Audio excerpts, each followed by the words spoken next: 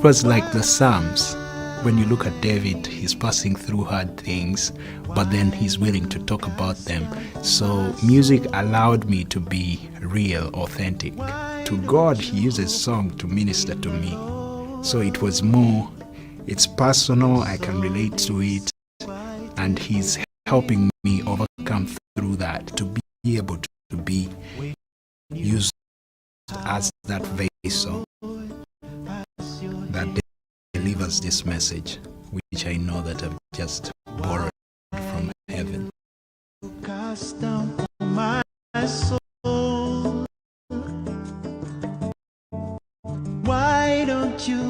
My music statement is to write music that will be able to speak to the heart, soul, and spirit, restoring the goodness. You know, when in the Bible it says, and he looked at it and it was good. The message that I have, there are 10 songs. They will be specifically invoking that God has already said, that we have to embrace as his image, to restore goodness in this world. Music is not what defines you. For me, that was a great revelation, that my identity is more in God, in who God calls me. If I can inspire you also to use your gifts and talents to make a difference, I would have played my part in this world. I will rise and rise. Now is the time. Rise and praise you, Lord.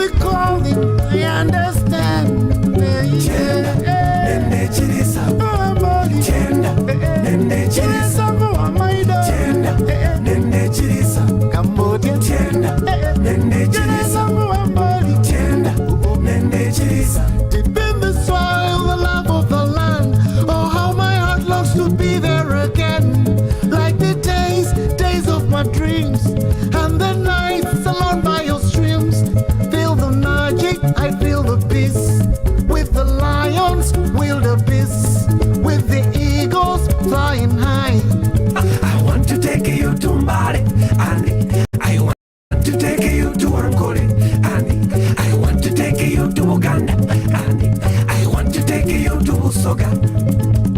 There goes my soul, there goes my mind, all the beauty you could ever find. My motherland, oh my motherland, my motherland. Deep in the forest, across the land, I hear the calling, I understand. Like this song of my soul, how my story will unfold.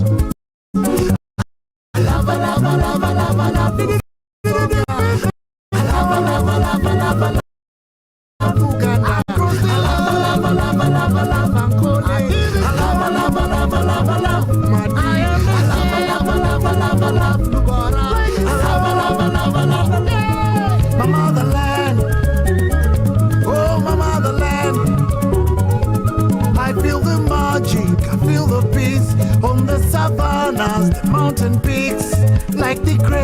Great days of old, when the Nile overflowed, abundance across the land, and the people down stand in hand. Chenda, nene chirisa, chenda, nene chirisa, chenda, nene chirisa, window, chenda, nene chirisa, chenda, nene chirisa. Deep in the forest, across the land, I hear the calling, I understand, like the song of my soul, how my story will unfold. Jenna, in the tiddies, Jenna, in the tiddies, in the tiddies.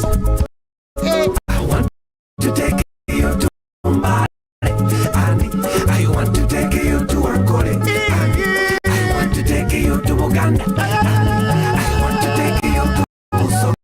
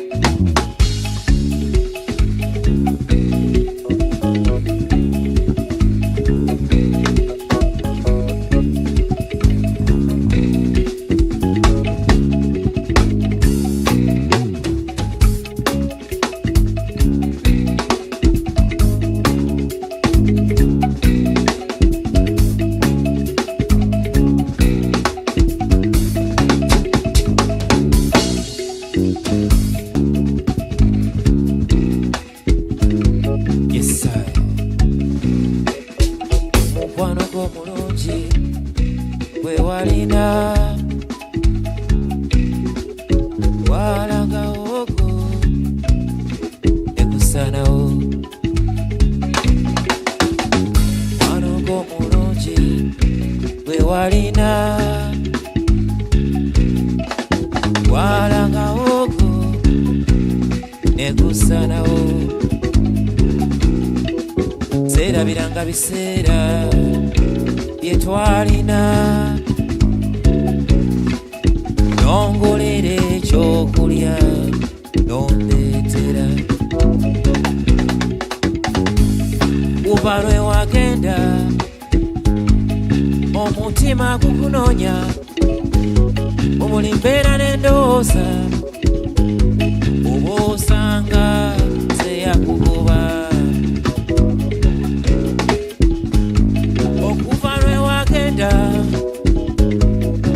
Mutima gukunoonya, obuli mbeera n'endowooza oba osanga zeyakugoba.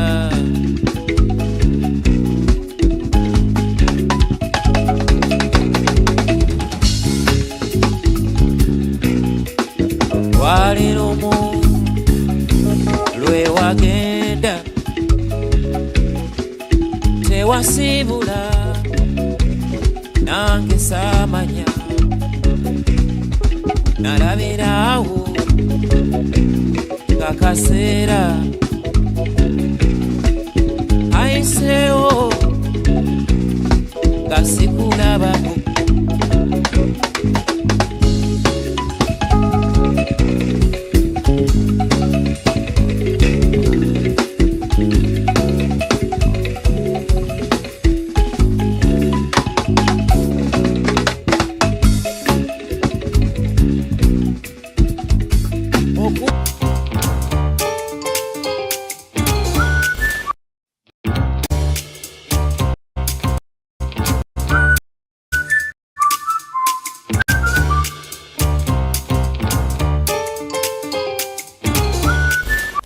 They projected the image of Africa negatively.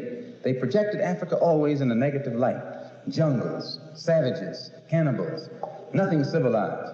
And naturally, it was so negative until it was negative to you and me. And you and I began to hate it. We didn't want anybody to tell us anything about Africa, and much less call us an African. And in hating Africa and hating the African, we ended up even hating ourselves without even realizing it. Because you can't hate the roots of a tree and not hate the tree. You can't hate your origin and not end up hating yourself. You can't hate Africa and not hate yourself. Africa, I love you daily. My home, I think about you every day. Africa, I love you daily. My home, I think about you every day. You're so beautiful, Mama Land. Fertile, glorious, sweet Africa. Flora and fauna is delicate. Oil and gold is tempting. Flora and fauna is delicate. The oil and gold is tempting. Rise up, Africa.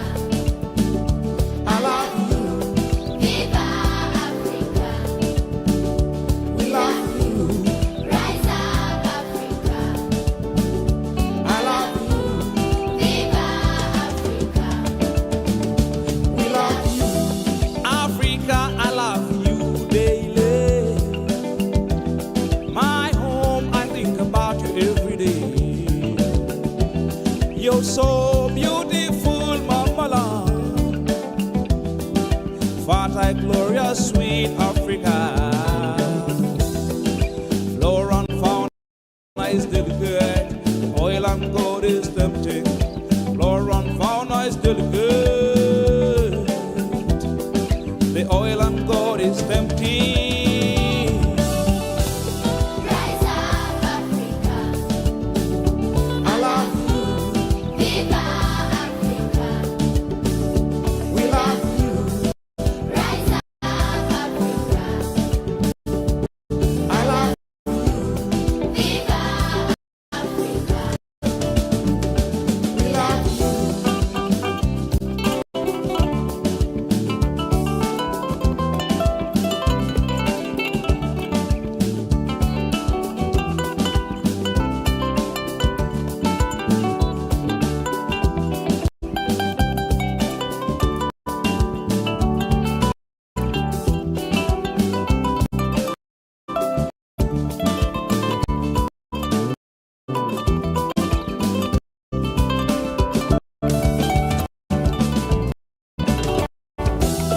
Arusha, Tanzania, Kigali, Goma.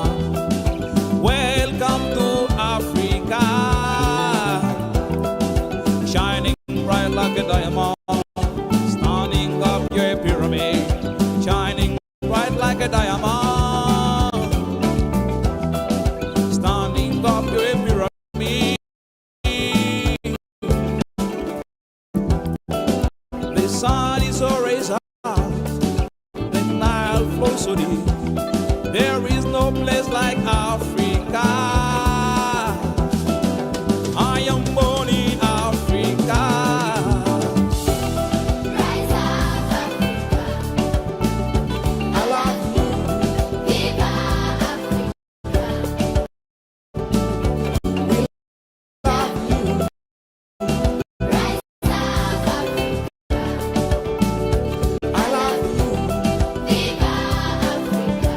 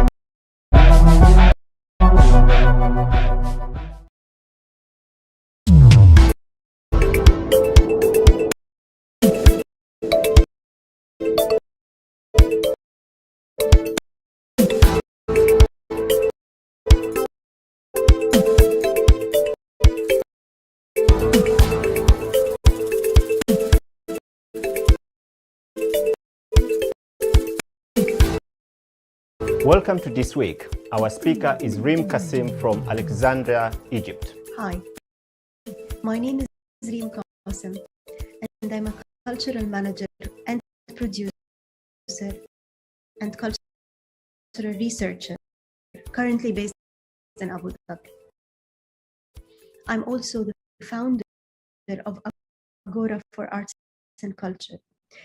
And Agora is a cultural institution based in Alexandria, Egypt, that works on community involvement through education, production, dissemination of arts and culture. I'm also one of 3 co-founders for the virtual platform Basita.live. And Basita is a virtual theater or a virtual venue, and as well an income generating platform for the creative and cultural sectors worldwide that has been created during the past year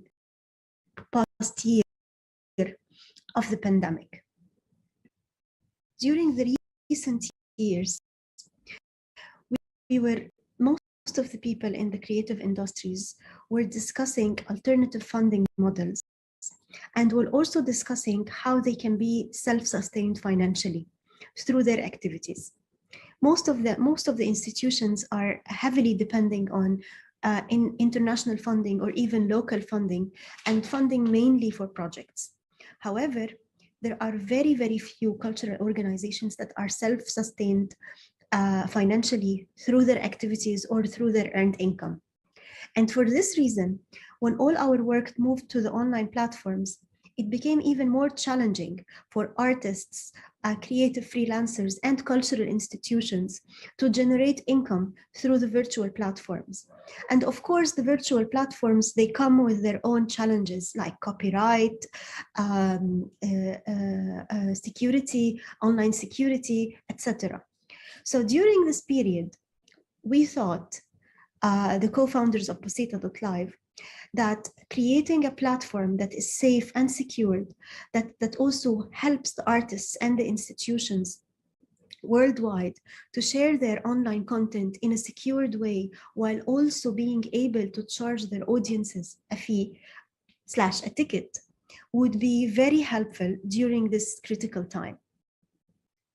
And that's why immediately in April last year, April 2020, we started interviewing artists and having conversations with different institutions worldwide to understand their needs if such a virtual platform would become a reality. And from that, we started developing Basita.live and launched it in May 2020 as a test version. And from May till August, we started adjusting the platform as we saw suitable after consultations with artists. So we heard from filmmakers, we heard from performers, theater makers, dancers, what are the features and the elements, the technical elements that would help them take their art and present it worldwide, while also being able to have a sustainable, automated income from what they present. Then in August, we officially launched the platform with the first event. It was on 4th of August. And since then, we've hosted almost 25 events so far, ranging from musical events, film screenings, dance performances, theater performances, and talks as well. And we have noted that audiences, they are still not used to paying for creative and cultural content, while they all are fine with paying for mainstream content on platforms such as Netflix or, for example, Spotify or Apple Music or other different platforms that present mainstream content. And still, the culture is new for audiences to start accepting the fact that also artists and cultural institutions, they deserve the same support that the main content, the mainstream content receives. Therefore, during this period, we are heavily working on audience awareness and awareness in general, that artists should be equally supported, that the independent artists and independent scene and creatives who present cultural content in general, no matter what the discipline is, they also deserve the same support that other creatives from the mainstream sector receive. And to do that, we have launched several campaigns and we have launched several info sessions, and we are still planning to do more. So the way Basita.life functions, it's very easy. Basita actually means simple. It's an Arabic word, but also resonates to different languages. And its translation is simple. So the artist or the institution, they go on Basita.live, the platform, and they create an account, a personal account. There are 3 types of accounts. An account as an artist, so a musician, a filmmaker, or even a visual artist. An individual artist can create an account, and there is also the venue or an institution account. So if it's a cultural center, if it's a band or a festival, or any type of institution or a venue, can create another account. We also have a 3rd type of account for audiences. So also audiences create accounts. And creating an account is very simple and straightforward. They just fill in some information, a quick synopsis, bio, a photo, a profile photo, and social media links, and that's it. Once the artist or the institution, they create their account on Basita.live, then they gain access. They have a username and password from which they can log into the platform and start creating their events. And creating an event on Basita.live is also very simple. They start also filling in the information of the event name, the event type. And on Basita, we have 2 types of events. We have the live events that are happening in real time, and we have the premieres, and the premieres are all the pre-recorded content. And then they fill in the discipline. Is it a concert? Is it a film screening? The genre. They choose their ticket price. So audiences from anywhere in the world, when they log in, they see the currency of the place or the country they are logging in from, and they see also the time zone of the place they are logging in from. And then the artist also adds the synopsis about the performance, the photo, and then if it's a premiere, then they have to upload the content. If it's a film or a film concert, and if the content is not ready, the artist can also skip this step and upload the content anytime later, but it has to be within 48 hours before the premiere date. And then the artist submits the event for approval. It goes to us for review. We review the event details, and then we approve it and confirm. Once the event is approved, then it appears publicly on our homepage, and the artist can start promoting the link. People can start buying tickets, and it works really in an automated way. Also, there are several different features that the platform offers. So, for example, for films, there is the option of uploading subtitles. Also, for all the events, there is the option of geo-blocking. We understand that some people sometimes they want to make their content available in some regions or some countries, and some countries not. For simple reasons, like for example, they don't own the distribution rights in certain regions, and they only own it for certain countries. So this feature is also there. There is a feature to make the event with invitation only for a limited number of people. You can make your event available for unlimited ticket purchase, or you can make it only available for a certain number of people if you want to keep it for a small number of audiences.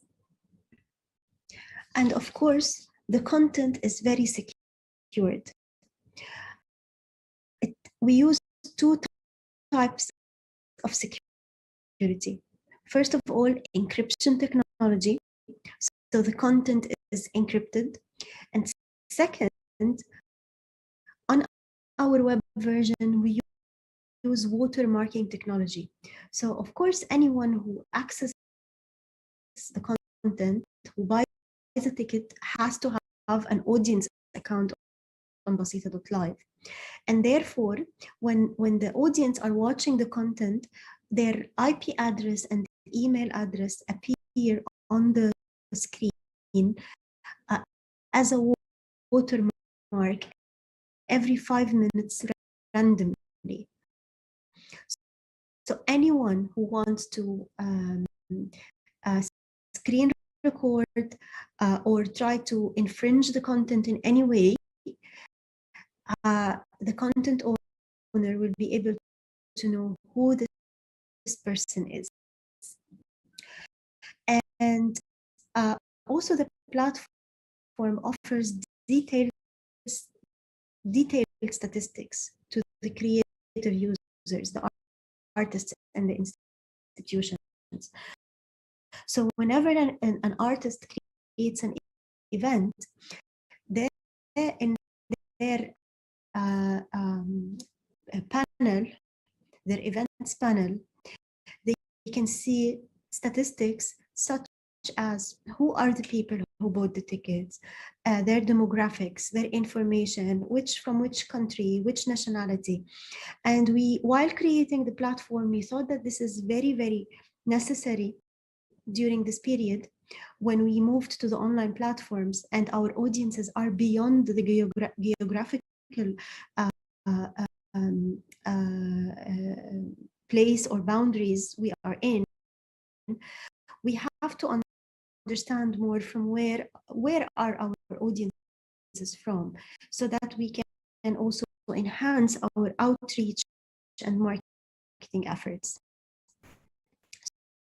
So the statistics are also downloadable in a PDF format, and we have the advanced statistics that also give the artist the contact details, the email addresses of his audiences.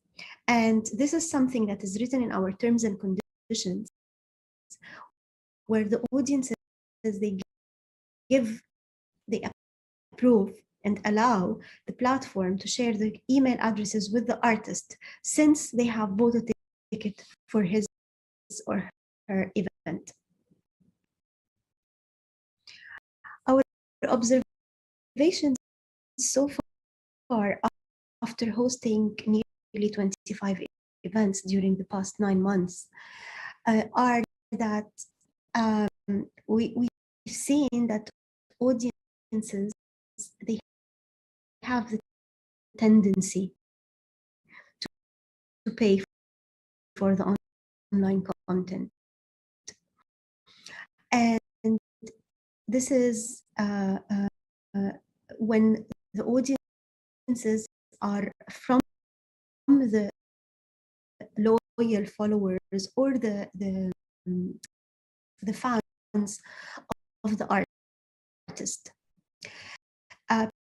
People who don't know the artist are less likely to commit to paying for an ticketed online event. But also we noticed that theater, dance, and film are selling more than music. But we haven't hosted a lot of musical events so far. We haven't hosted new performances so far, new musical performances so far. So also we don't have enough data to confirm our analysis. However, from our initial findings, we thought that because music is widely more available online, and there are so many music platforms such as Spotify and Remy and others, that's why audiences have lots of alternatives. However, we are also going to examine again when we have a new production on the platform or a new collaboration, something interesting that is not available on other platforms. But for film and theater and dance, we've noted that people are more interested to pay for such a content, especially people, for example, we hosted lots of events from Egypt. So lots of Egyptians living abroad, they were very keen to watch those independent films or theater performances from their country because they are unable to access this content physically in Egypt. We have noted also that the platform reached, through the platform, artists and institutions reached new target groups. And these new target groups tend to be more on the two broad spectrums of age. So a younger technology generation felt more, were more interested to interact with cultural content online than physical. Also, senior citizens found it more convenient to interact with cultural content online. And of course, the global aspect, people who are not physically in the same location. So, and that's what we have in our plan for Basita.life after the pandemic and beyond this critical time. When people are back to theaters and institutions are operating normally, we think that the virtual option still will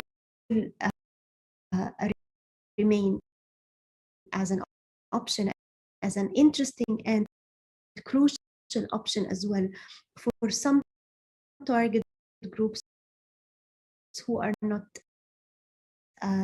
able to be there in person or physically. So we see the platform offering a big opportunity for artists from all over the world and from the region as well. The platform is currently in English and Arabic, and we are planning to add more languages in the future. And we would like to encourage more artists to register on the platform. It's free. Artists do not pay a subscription fee or a registration fee, and the platform only deducts 25% of total ticket revenue when the artist creates an event and sells ticket. And the platform also includes the events in its newsletter and takes the risk with the artist, whether the artist, if the artist sells tickets or doesn't sell enough tickets, the platform only deducts the 25% that is actually the fees of the payment gateway and the streaming service and the servers, etc. So the platform for now is offering lots of opportunities to artists, and that's why we would like to encourage more and more artists to register and create events. Even they can share their old content, their archived content, if they have old performances that have been archived and they want to test how it functions, they can do that. The platform also has an app, and this is because through our statistics, we've seen that more than 95% of the people logging in on our platform, they log in from their mobile phones. So we created an iOS and Android app for an enhanced visitor and audience experience. So please, I encourage you all to register and start creating your events. It's automated, easy, simple, straightforward, and it's free. And if you have any inquiries, please feel free to email me or email our contact email, creativeusers@basita.live. Thank you very much.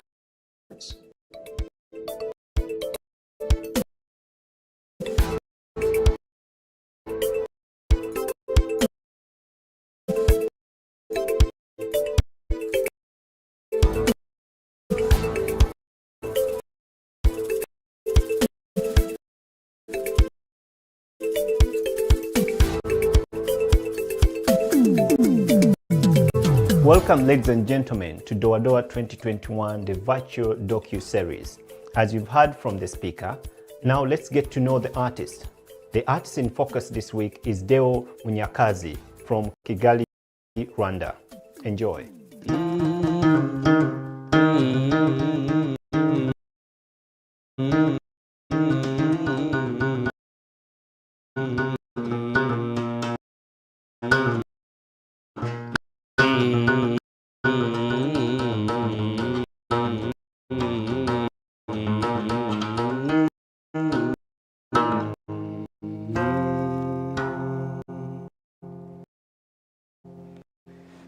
Hi everybody, my name is Deo Munyakazi, traditional artist, singer and songwriter.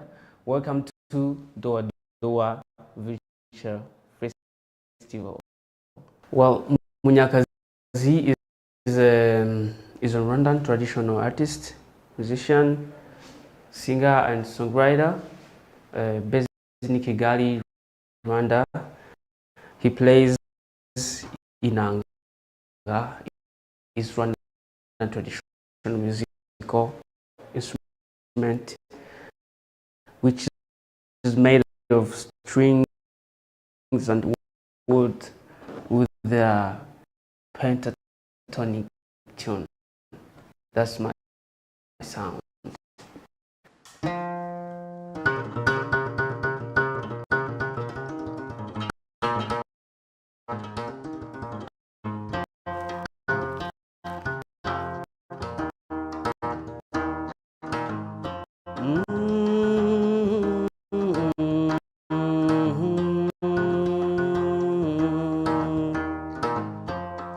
Nimuhuze kwimakaza umuco w'abanyarwanda nk'uko byahozeho, duhuza amarembo tugwiza amararo, dusenga n'Imana dusangire byose, dufumbata imfubyi duterane inkunga, duhane inka duhane n'abageni, nk'uko byahozeho.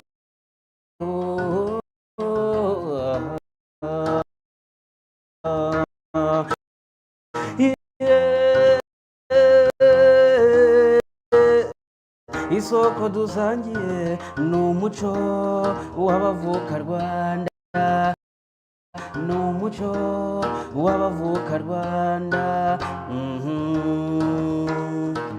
Ni Munyakazi wa mwene abarirwa mu kurukare wa Kidende cyangwa Mutaratazo ziri nk'abagabo kagira makampanga, habe nk'umuco w'inkotanyi y'abagabo ngabena bayimashira ziraguhunga ni ikimenyi uruhanga z'ubuzana cyera nari gihangana nangara insurance marangara insurance ngwiza insurance umukonyi insurance cyane mu bwana cyangwa bagiye batera ku ruti rw'abantu bahagurutse bavuga amakwaya imisekere bagwiza mu itembo, nanjye ncyura inganji nk'abandi isanzu nk'irya rusuka mwene tema hagariho mu gisaka.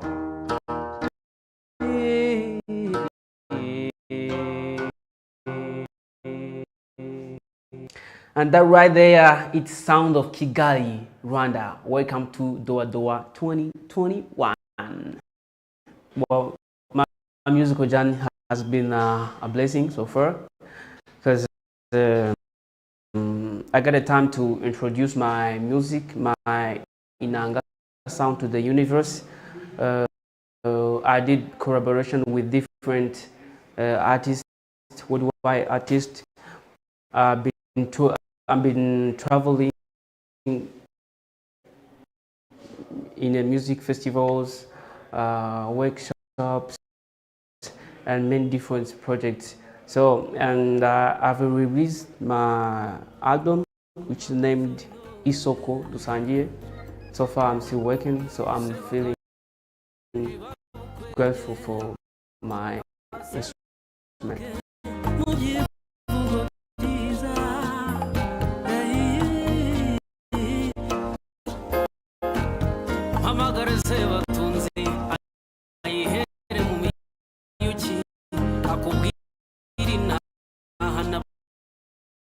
ya rutamukinyange cyarutiruka mu bakemba mu bakemba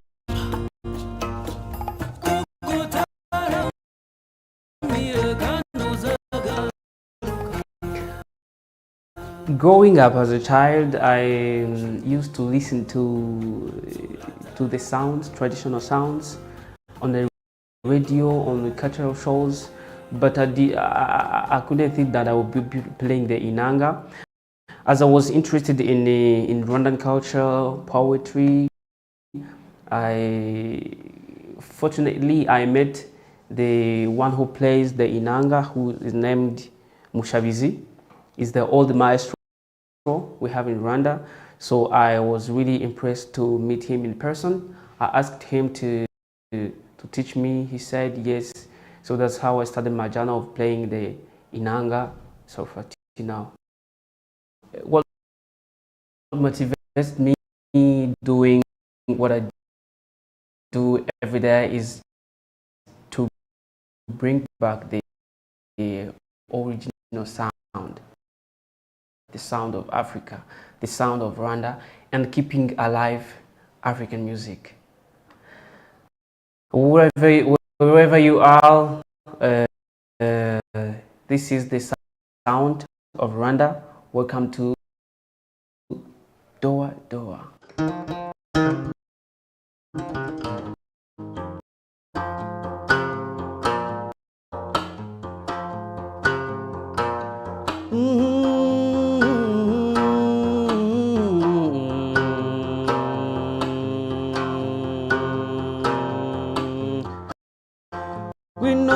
Jano mutaruta inyambo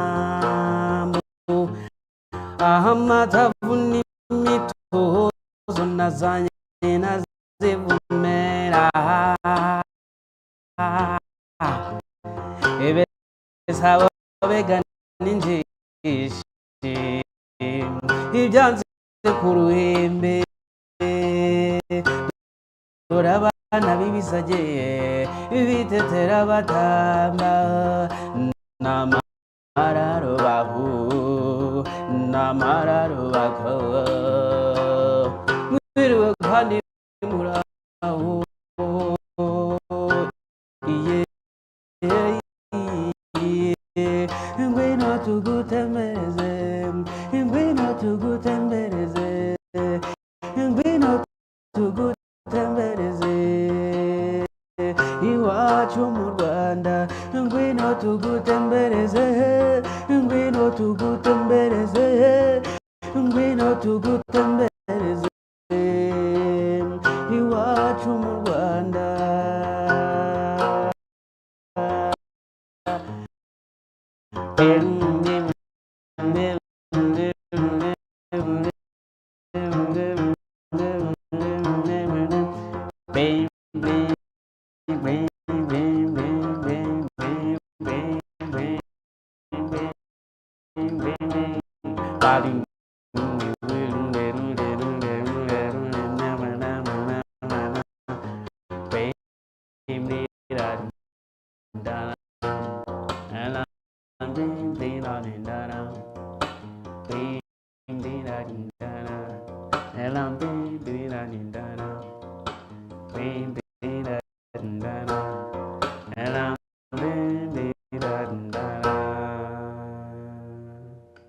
That right there is the sound of Rwanda, the sound of Africa. My spiritual belief is God, and I love to link the religion and humanity.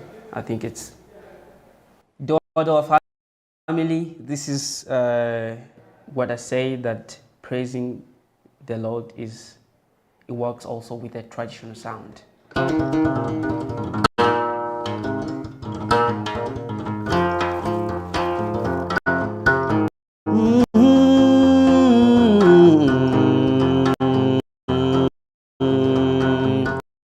Burya uwaguhaye uramushimira, uwakugabiye ukamwitura, maze nshimire yaduhanze iyo gahangwa amasiteka niyitugabira tugatunga yaduhezagira tukeza yadusiga tugasa neza niyirinde intambwe z'ibirenge byacu ngo hato tudatsikira shimwa mwami urakwiriye mwami urakwiriye urakwiriye mwami urakwiriye urakwiriye mwami ukwiriye gushimwa wastahili Bwana wastahili wastahili Bwana wastahili wastahili Bwana kupewa sifa osanide mukama osanide than yesterday through my sounds. I love doing collaborations, been working with different musicians, Juston, Keza Jones, and many more, Cecilia Kairebga.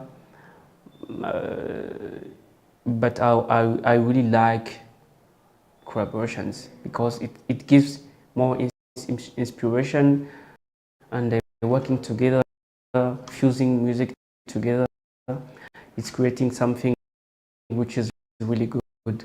And I've been part of Urban Music Label. It's a nice project which combined together different producers and electronic DJs and traditional musicians just to make new sound which never been before. So the one I'm dreaming to work with, to collaborate with is Richard Bonner. He's my favorite. Well, my favorite venue so far is Doadoa. I've been there. We've been there at festivals. It was really, really good. We had so much fun. Good experiment. And so far, another venue I would like to be is New York. I want to experiment the sounds of New York with the different musicians and Canadian festivals, Memorial, and somewhere else. So I like to travel the world, experimenting new sounds. Do I have a new song very soon? Yes, I'm working on. I'm in studio working on my new song, my second track of my second album, which will be released maybe in 2-3 weeks. Wherever you are, you can find my music on digital platforms like Amazon, iTunes, Spotify, and you can also buy my album on Bandcamp. You can find all my music and on my YouTube channel. I use Munyakazi Deo. You can follow me also on Instagram, Facebook, Twitter. I use Munyakazi Deo as well. Wherever you are, you can get my music.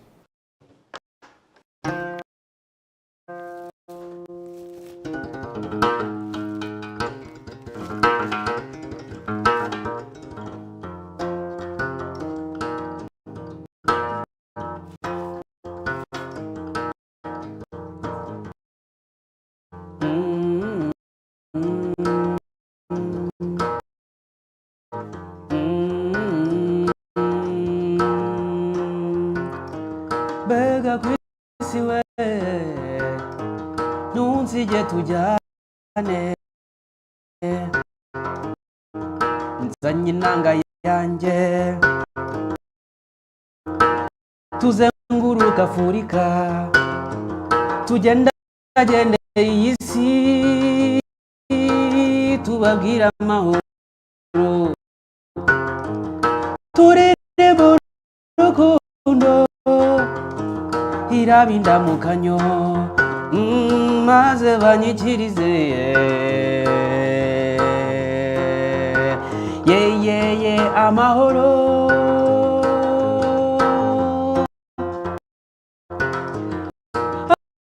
amani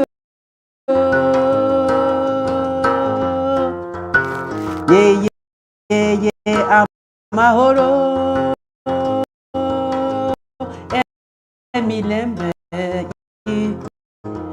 amani amani amani amani amani amani amani amani amani amani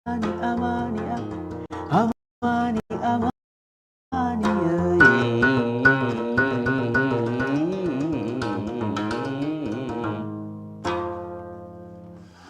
Here is my next song to you, The Sounds of Rwanda.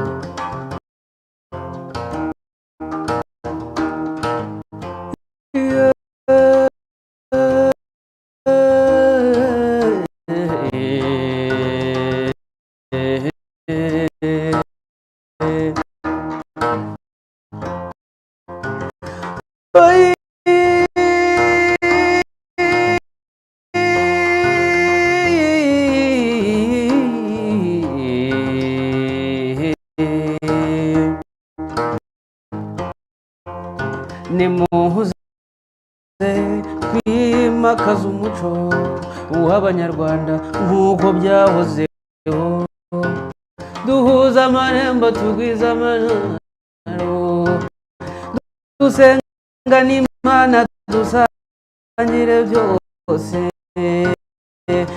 tuvumbata imfubyi duterana inkunga duhana inka duhanira abageni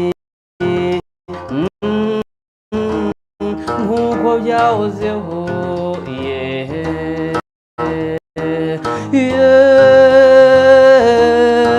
isoko dusangiye ni umuco w'abavuka Rwanda ni umuco w'abavuka Rwanda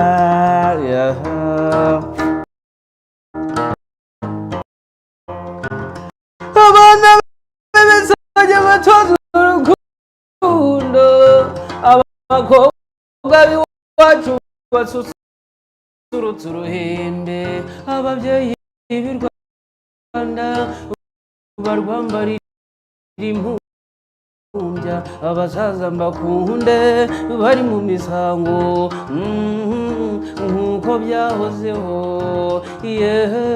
nk'uko byahozeho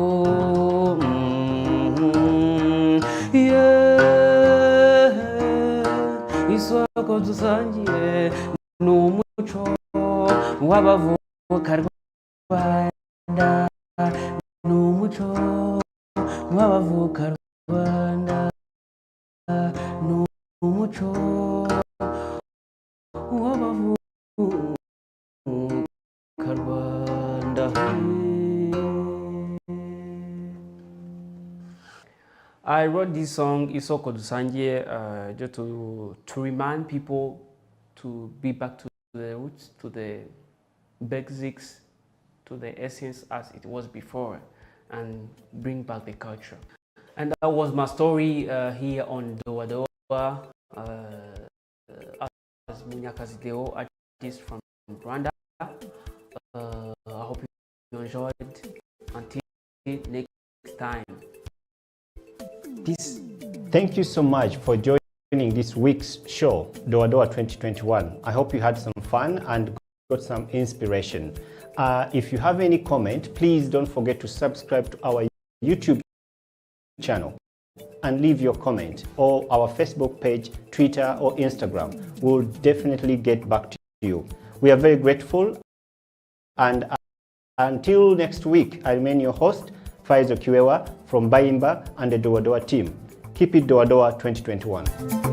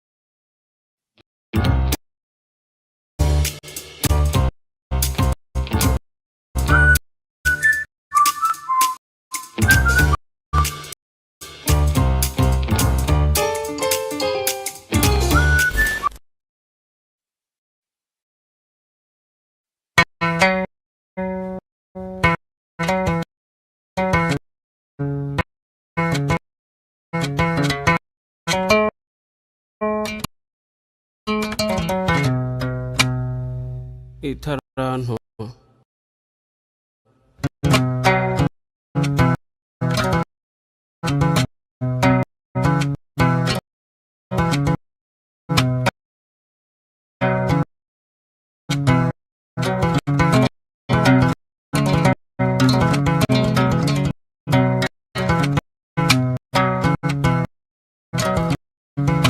hariho umutware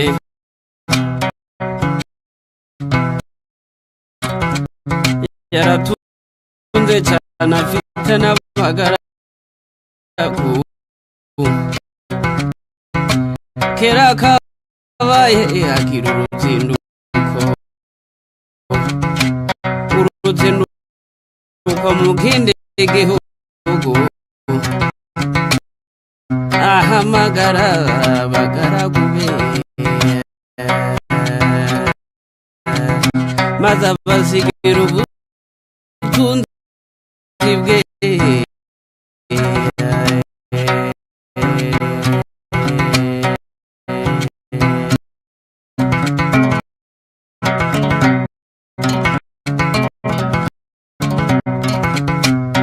umwami muhitara undamuhebyiri undamuhitara ntimwe itagirira kabiri maze umutwara arazinduka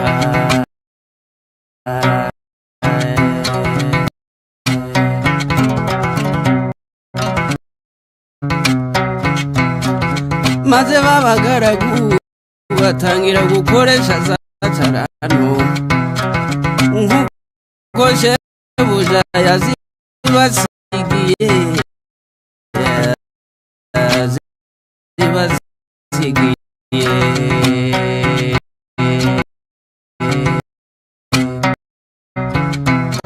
uwahawe shana aragenda arazigenza agenzura amesha hano uwahawe byiri nawe yabigenza atyo agenzura ebyiri maze wa wundi wahawe imwe aragenda acukura icobo ayishamo yatarano aratinyuka arayitabaye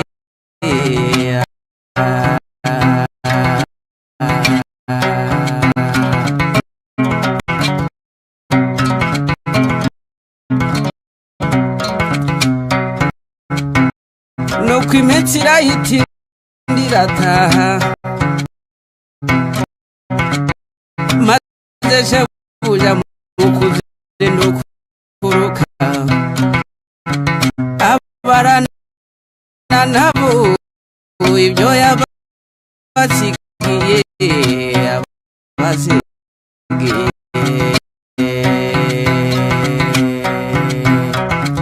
uwahawe shana araseruka ati databuja mwiza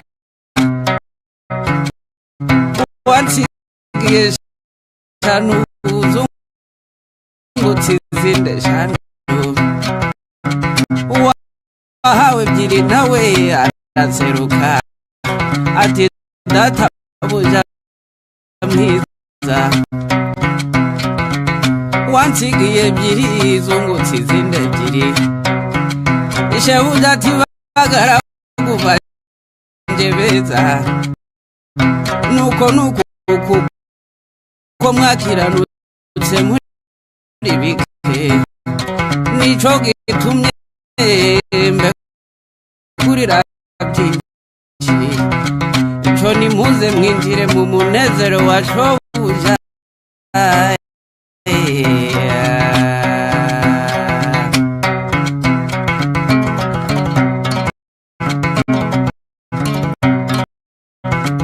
maze wa wundi wahawe itara ntimwe itagiriye kabiri adatera hejuru azayibobuta cane ati databuja nari nzi uri umunyamwaga usarura utabibye na munagane itaranto narayitabye mu butaka dore ngiyo ufata ibyawe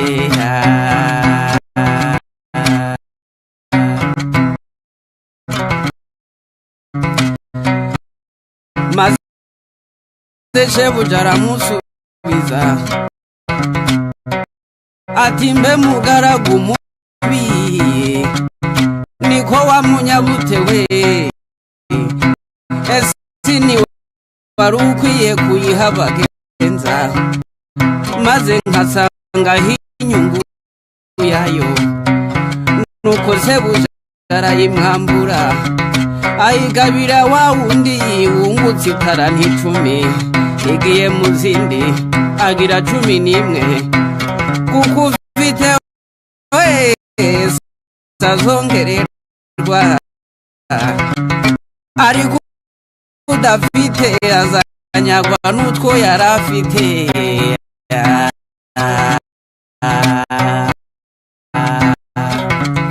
maze wa mugaragu mubi baramuboha bamujugunya mu mwijima hanze azize ubupfapfa mbega gahinda we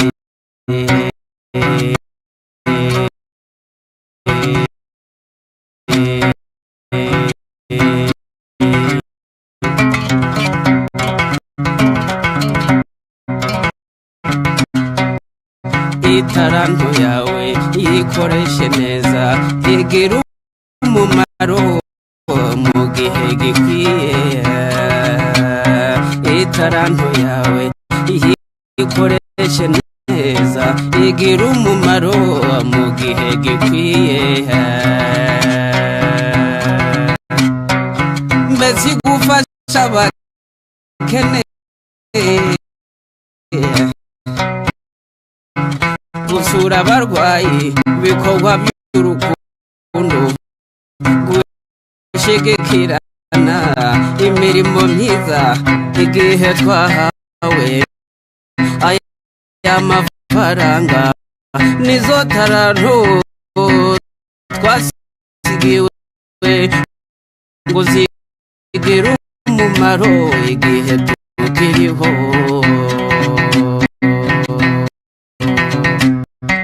itaranto yawe iyikoreshe neza igira umumaro mu gihe gikwiye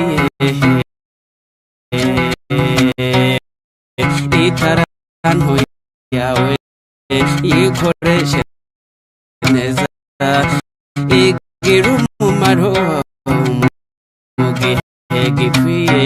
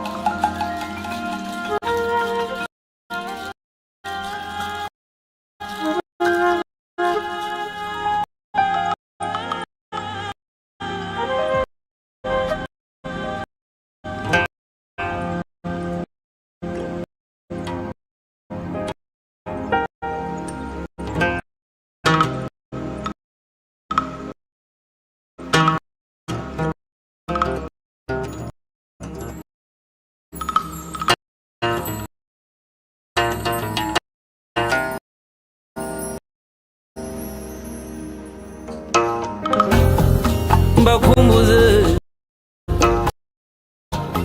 mbakumbuze igitaramo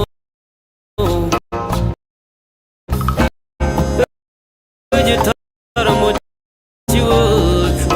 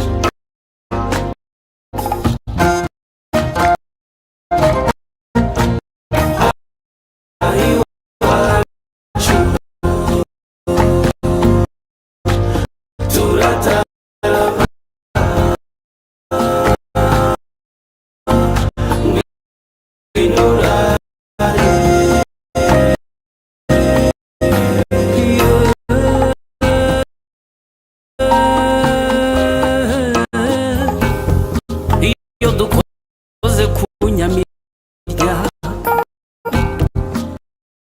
izubuhuha n'inkomangano biratwizihira cyane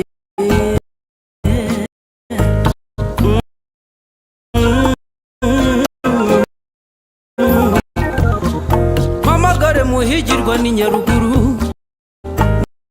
umuhamirizo w'intore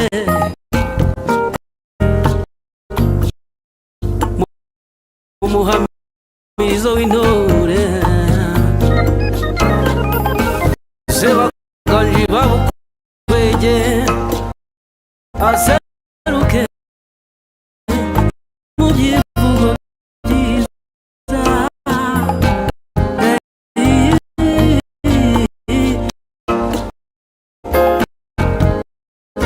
hamagara sebatunzi ayihere mu miyuki akubwira inaha na batatu ya ruta mu kinyange cyarutiruka mu bakemba mu bakemba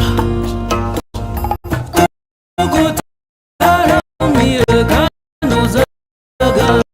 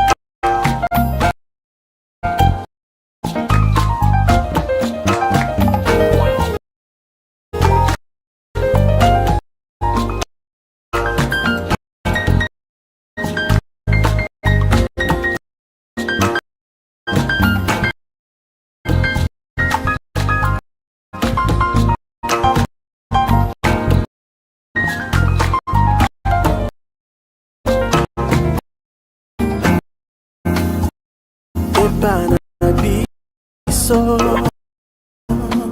Dolinga kopina Panabiso Dolinga kosepela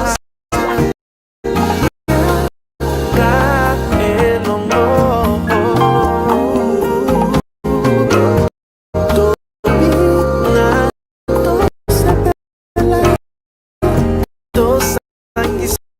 kusa betolingana tugusogogeze ku ntango y'amahoro kwibutsa umugani wa nyashya na baba inkuru ya saruhara kwa nkomokomo cyana ndetse na ngunda tugutaramiye kanu zagaruka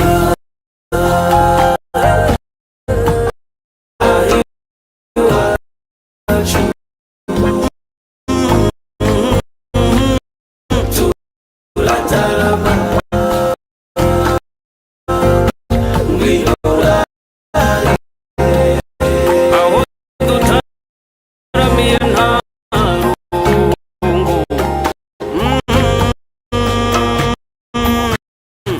tugutaramiye kanu zagaruka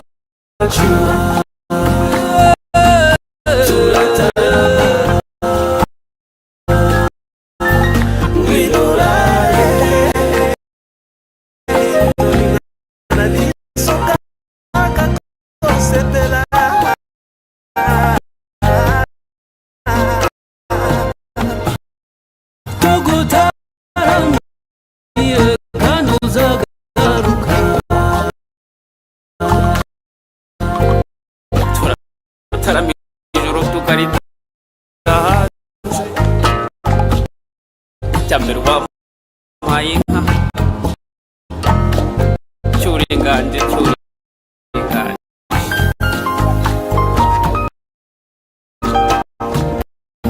reka ntugatsikire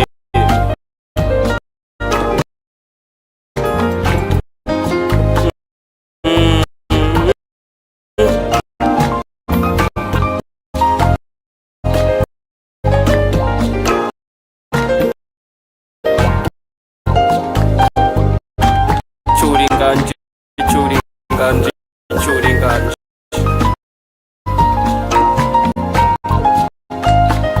nuko umuco wacu ugacika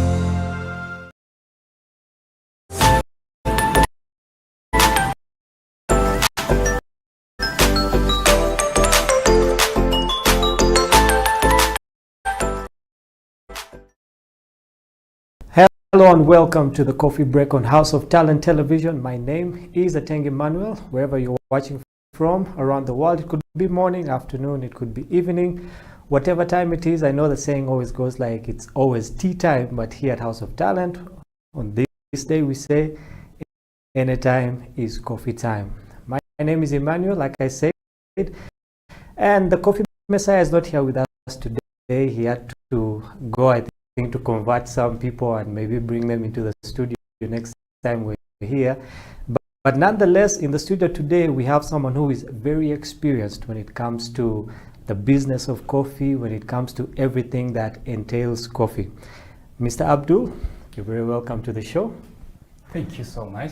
It's a privilege for us to have you here. I know that you bring a lot of experience when it comes to the coffee industry and the coffee business. And just to start off, we want to say thank you for coming to House of Talent. It's a privilege for us to have you here. And we just want to get straight into your journey as a person. Before you got into the whole coffee business, I know that, none of us grows up thinking, okay, I want to enter coffee one day. Yeah. So just take us through your life. Where did you study? Where did you grow up? What kind of influences did you have in your life? And what led you to this place here today?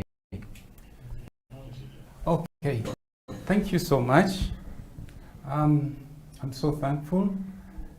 Like you've introduced me, my name is Yusuf Abdul. Actually, my way back, I was born in Entebbe. Yeah. That's my place of birth. And actually, it's not where I enjoyed my youthful age. I grew up in Kampala district. And I salute everyone in Kampala. I know they're also watching right now. Oh. And I studied in Entebbe. That is my from my primary, my secondary level, and then I had to go to Kampala. Yeah. That's where I had to complete my my studying institution. However, to do with the coffee business, it's actually so, I would say, amazing to me, because I had no idea, because where I grew up, there was nothing like coffee. And actually, I was being inspired by, actually, he's a white guy. Actually, I will tell you that. He was by names of Mr. John Quinton. He's a British citizen, and I came to meet him in Kampala sometimes back in 2000. It was 2005. Yeah, so we chatted, and I think as I would say grown-ups or people who have kind of moved places, he picked interest in me. So in Kampala, he saw moved there, and he had a charity organization that he was running. It was actually called Africa Equipment for Schools. So actually, I have a long story, but I think we can catch up with it. So it was called Africa Equipment for Schools, and he took me on as I was a project assistant manager. It was, they were building schools and also looking at ensuring kids could stay at school as a mission, and kind of looking forward in why there is a kind of big dropout rate at schools. So we were kind of looking at that point to ensure that we can have kids at school. That's by that time. But with him, he came in, and I did not know that he also had a background, which was coffee. Yeah. So one day he called me. No, we were driving actually. We were driving from Kampala to Kampala, and then we were jazzing about, and he's like, do you know that in no, he asked me, what was I going to do to be rich? He asked me that. Yeah. would you do to be rich? I know he was expecting me to tell him that I would work for you and become rich. So, yeah, actually, I did not say that. So, I said, yeah, I have to be patient. That's what I told him. I have to be patient. I know there's some big catch ahead of me. He said, no. You know what? Uganda, you have got coffee. Yeah. And coffee is very close to oil in terms of commodity. He said, oil sells more, yeah? But coffee is next. Uganda, you have the best coffee. One of the best coffee in all over the world. Yeah. This is someone from Europe. He's been here for some time and they do research. By the time he mentioned that, he had already made his research on the Ugandan coffee. Yeah. So here he carried on, he told me, we need to find coffee somewhere. I need to get sample of coffee somewhere. If possible, I can try it out. And I asked him why, how, sorry. He said, I will show you. So we reached Kampala. Like over the weekend, he called me to the office. Because he was my superior, my boss. He gave me a task. He told me, you know what? You're going to visit these places, and I would want you to get these informations from the places you're heading, and make sure you come back with the samples of coffee. So he made you kind of like a research assistant in And I had no any idea, but I was good in, I was traveling to Kigali.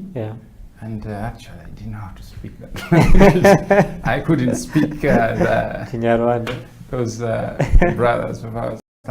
But I had good Swahili, and in those offices, they had French, Swahili, and bit of English. They Kinyarwanda, more. I mean, frequently spoken.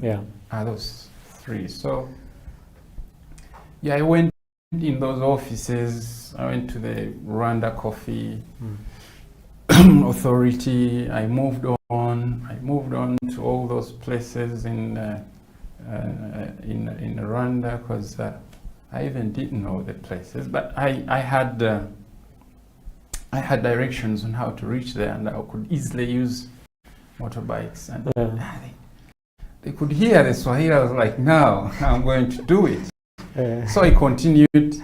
I came with a lot of samples and dropped to him. I had specifications, but I did not know how to differentiate or to kind of explain what exactly I came with. But according to what I requested from them, they gave me some samples. So I came back. Oh, he was so thankful, and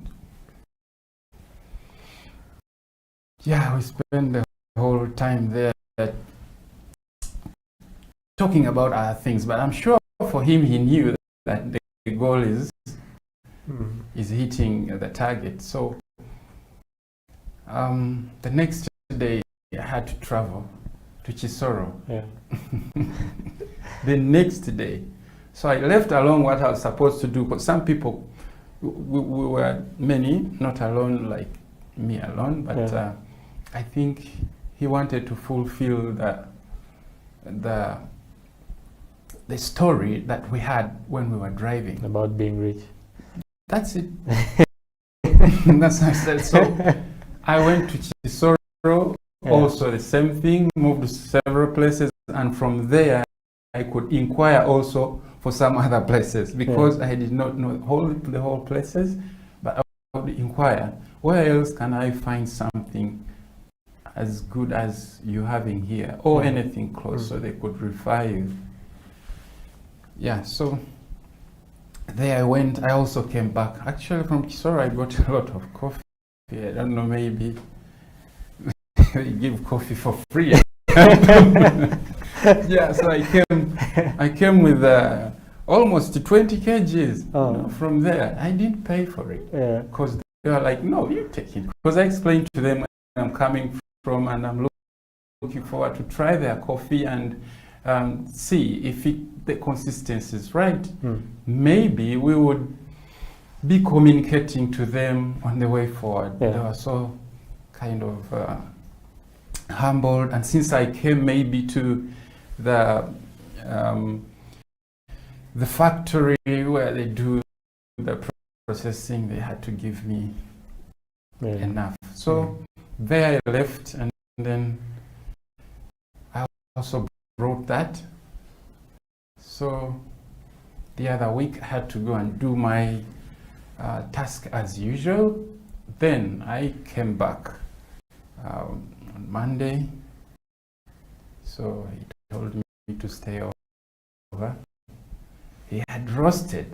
I didn't know in his suitcase as he was coming to Uganda. That is some years, like 5 years ago, he came with a sample roaster in his bag. So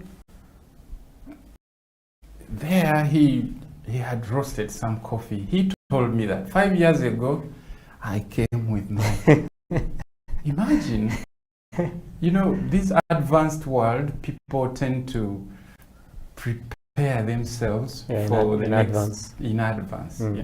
So yeah, he had roasted coffee during the weekend. So when I came over, I said, "Whoa, stay over." Something. He prepared the coffee and tried it. How is it? Yeah. He was my boss. I had to say it's good. So, yeah, I had to say the coffee tastes good, but you know what? I wasn't used. I was like, yeah, tastes good. Tastes good. He had some biscuits there, and yeah.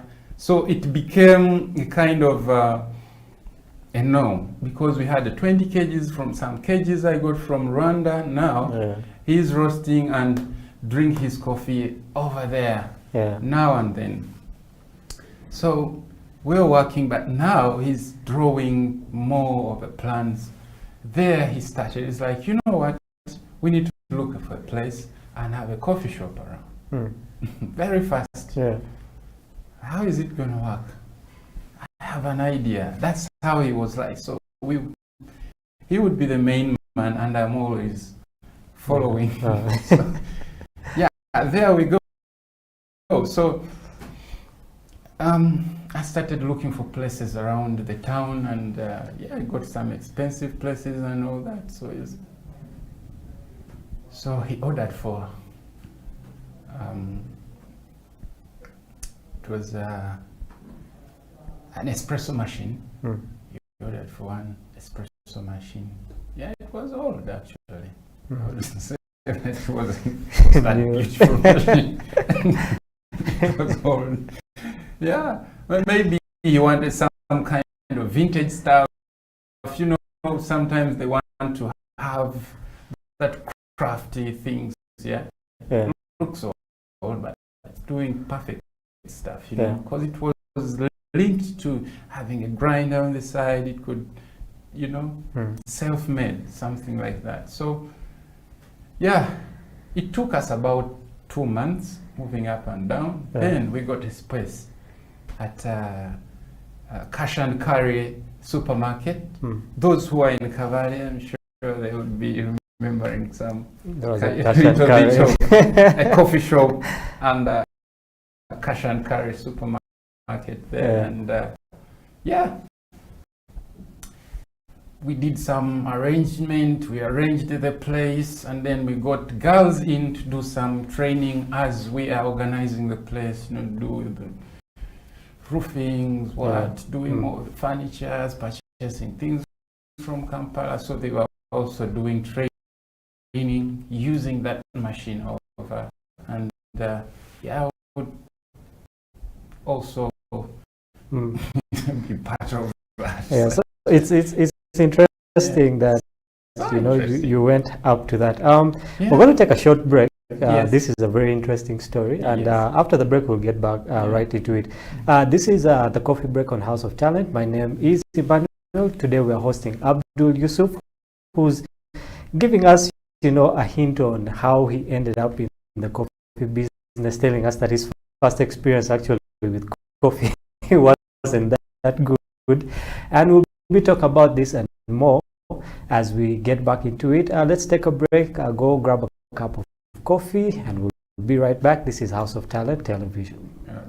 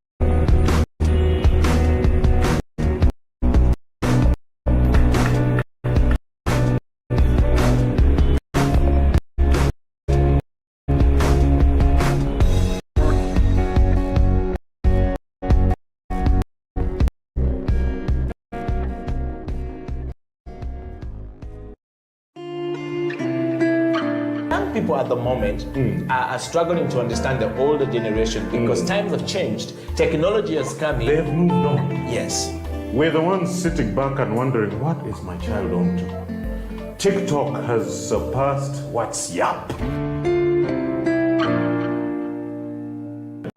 The other one I call, I never call it Facebook, it's Bookface. Why are you on Bookface? Dad, it's Facebook. Yes.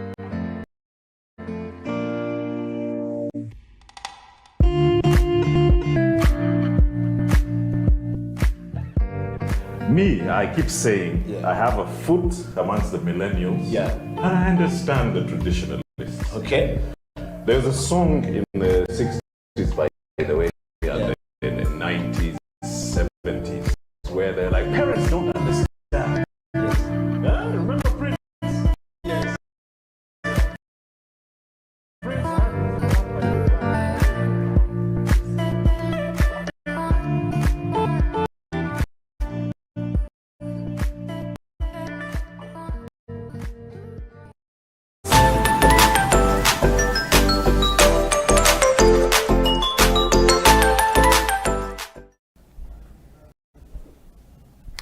Welcome back to the Coffee Break on House of Talent Television.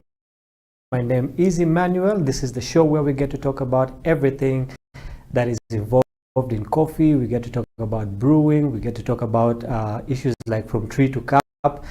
For those of you who understand that, and for those of you who don't understand, well, this is the right show for you. Before we went for a break, we're talking to Mr. Abdul about his story, about where he started from and where he ended up in the coffee business, and he gave us his experience and said that his first experience with coffee actually wasn't good. He took it and said it was good so that he could impress his boss. But I think it's something that really, it's a road that led him to this place, and I don't think it's something that you regret. It's something that has really built you into the man that you are in the coffee business. And wherever your boss is, we want to say thank you to him because he has given the country a very good resource. Talking about your story, I realized that you got into roasting before you actually became a barista that you are now. So we just want to dive into the coffee roasting process because that is our main topic for today. We'll start off with what is coffee roasting. For those who are watching, they might not even know that coffee is roasted in the first place. Okay, so what is coffee roasting? Yeah, actually, thank you so much. If I can talk about coffee roasting, this is a process whereby your green coffee beans, are being technically using fire. I would say are being technically by use of fire, being put into, I would say, a way that you want it. You're turning it from the green, and you're getting it to the level you're looking at. Let me say you're doing, let me say medium roast, like to the level we have on the screen there. All right, we that can looks see great on the screen. So that is almost medium to dark roast. So that one, it's actually a reaction that took place to enable that coffee beans turn to that color by use of fire and the chemical reaction that took place during the fire and the coffee beans. So the coffee turned into that color and it's softened so it can be easily grinded, and you can brew your coffee after that coffee is being roasted. That's interesting. So where does it start? Because I know that the coffee process itself actually starts from when you put a seed into the ground, like for those who grow coffee. Okay, then it comes into the hands of whoever is going to do the roasting. So where do we start the process from, and where does it end up into a cup? Actually, with coffee processing, ideally I prefer to give a kind of a very clear understanding that people should mind that before you start roasting your coffee, you should understand the type of coffee you need to roast. That's the first thing. If you're looking at the type of coffee, then there follows the quality of the coffee. Some people would just roast it. I don't know how they do it, but the right way or the right procedure could be, you should first make analysis of your coffee. That's to do with the defects that the coffee should be having. Right from the garden, the coffee would be processed. As it's processed, that is removing the outermost skins when it's already dry. Actually, removing the outermost skin, the parchment, and now the coffee is the green coffee we are having now. So by the time you're having your green coffee, you need also to take a very clear note that if you're having it in quantity, it's not mixed up and you're having some defects into the coffee. So in that way, you should take note. You either have you're moisturized right for the coffee, that it is dried. The coffee is free from defects, Yeah. you know, and the coffee, maybe even the smelling could smell nice. Then the physical appearance, the coffee looks more greener. Because if it gives you a pale kind of looking, then there is something wrong with the coffee. Maybe it had a poor storage.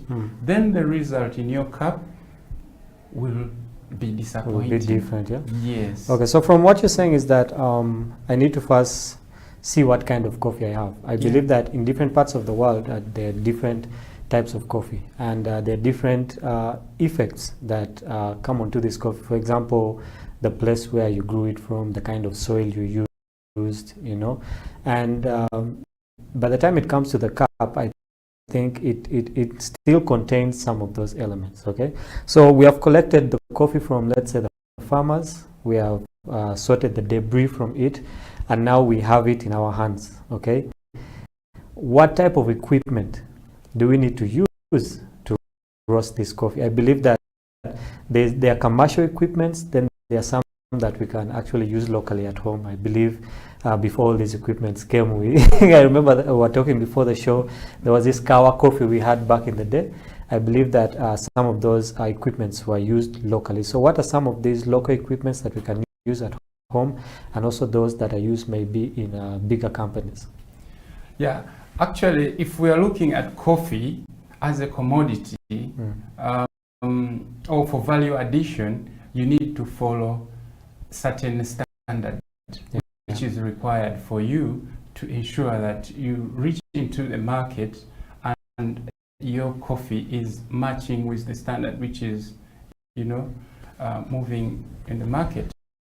Yeah.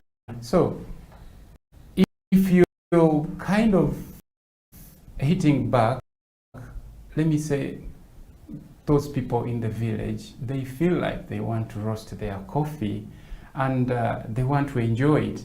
Yeah. This is different from the commercial, you know, it's a bit of it because you want to add value to it. So that means you need to take your research on what is required and you do them, you know, on the market such that you maintain the quality.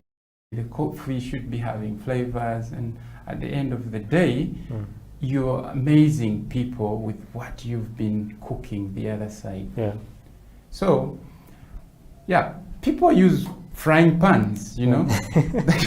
They use frying pans, but to be honest, I don't feel like advising because, yeah, you know, the problem you're going to have when you're doing that, the coffee is going to retain more of the smoke into the coffee beans, and it's going to have more of uneven roast. Other coffee are going to be ready, and the other coffees will also be a different, you know. So it's not advisable to do it that way, because the only way we have to do it is doing it the right way. Yeah, you can grab your coffee when it's roasted according to your, you know, preference. If you want a medium, you want it, you grab a pack, and there's no substitution. You can do it only to buy a small sample roasters. There, because you can kind of regulate the temperatures on how you are roasting it. Actually, that can also work for like a home-based stuff to make sure that you have your cup at the end of the day. They are there. I'm sure in supermarkets you can get it in Jumia, I don't know, but you can have that. You put in some little bit, something like 200 or 150 grams of coffee. Yeah, you fire it up. You know, you can plug it on, and then it does the roasting. It does the roasting. So you can enjoy your coffee that way. You have your small grinder also, because it's important. You cannot drink your coffee without grinding. Yeah, the process ends up with grinding, and then you having your cup of coffee. Your cup of coffee brewed. Okay, so that's on the home side. Yes. I believe that you work for a company that does this on a Yes. commercial scale. Yes. How different are those the ones that they use commercially from the local ones, and are there any particular types that if I wanted to start a coffee roasting company that I should look out for? Yeah, actually, with coffee, when you're talking about roasters and how they are best in terms of their functions, we have a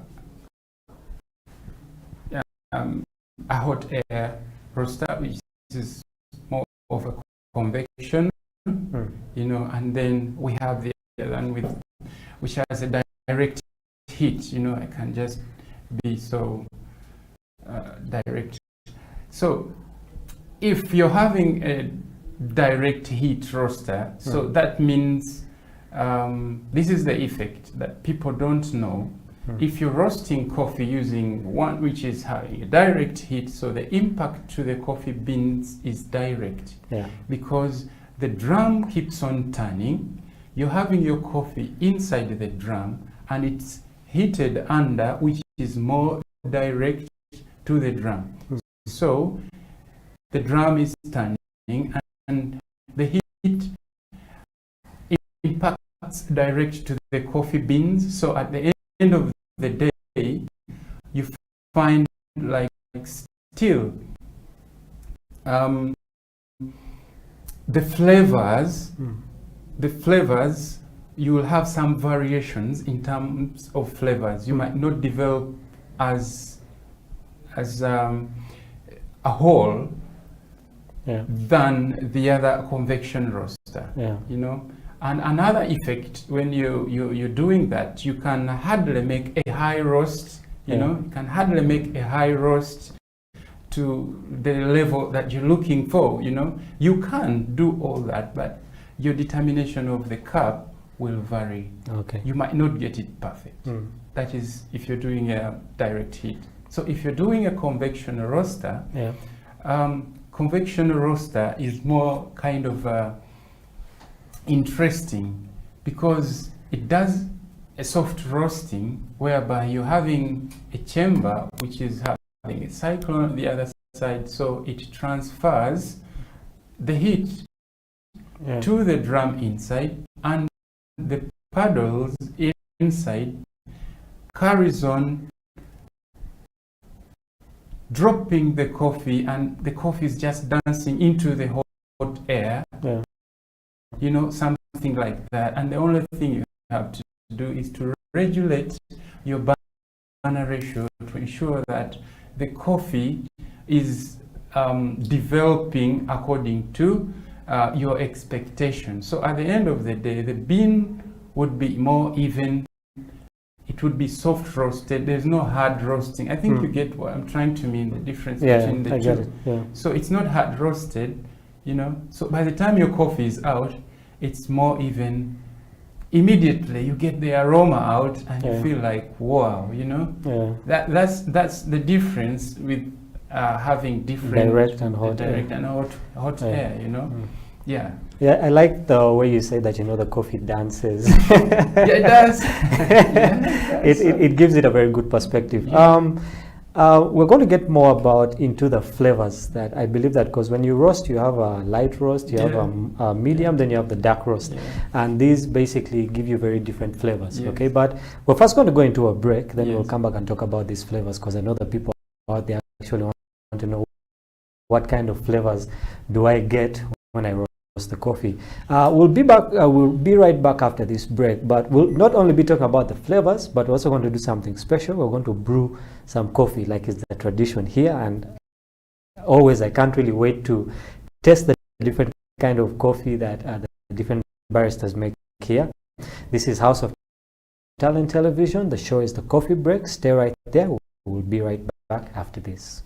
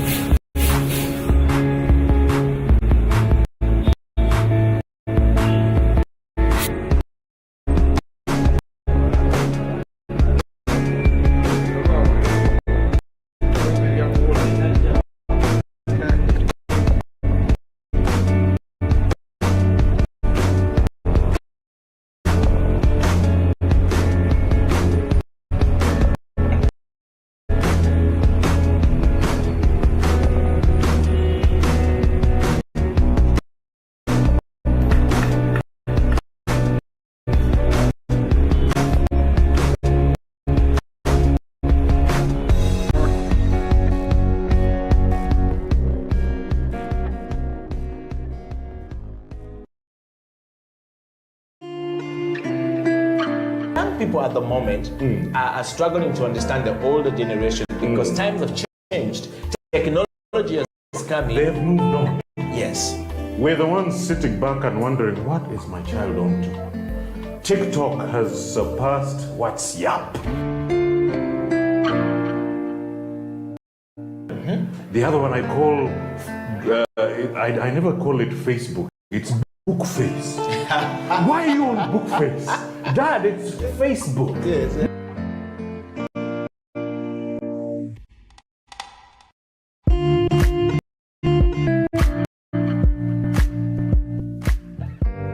Me, I keep saying, I have a foot amongst the millennials. Yeah. And I understand the traditionalists. Okay. There's a song in the 60s, by the way, and in the 90s, 70s, where they're like, parents don't understand. Yes. Remember Prince? Yes.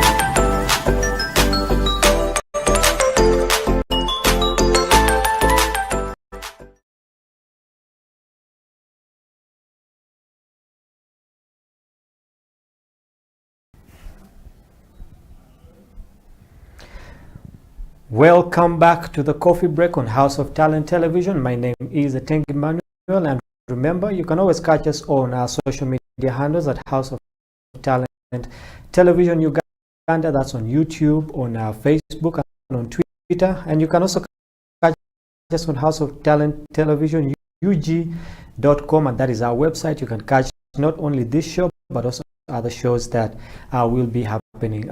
Before we went into a break, we're talking about coffee roasting with Abdul, and we're getting into basically talking about the different kinds of flavors that we get after roasting coffee. But as we do that, like I told you, we're going to have something special.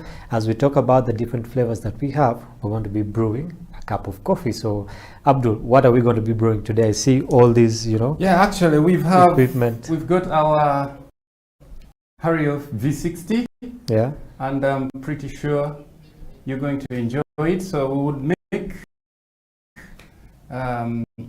would brew our coffee. It would be about 4 cups of coffee. Yeah. So I think we are 4. Yeah. So okay. Yeah. Okay. Okay. Yes. So Yeah. where do we start? For those of you who are following at home, just get your stuff ready and let's get into brewing this beautiful cup of coffee. All right. Abdul? So actually this device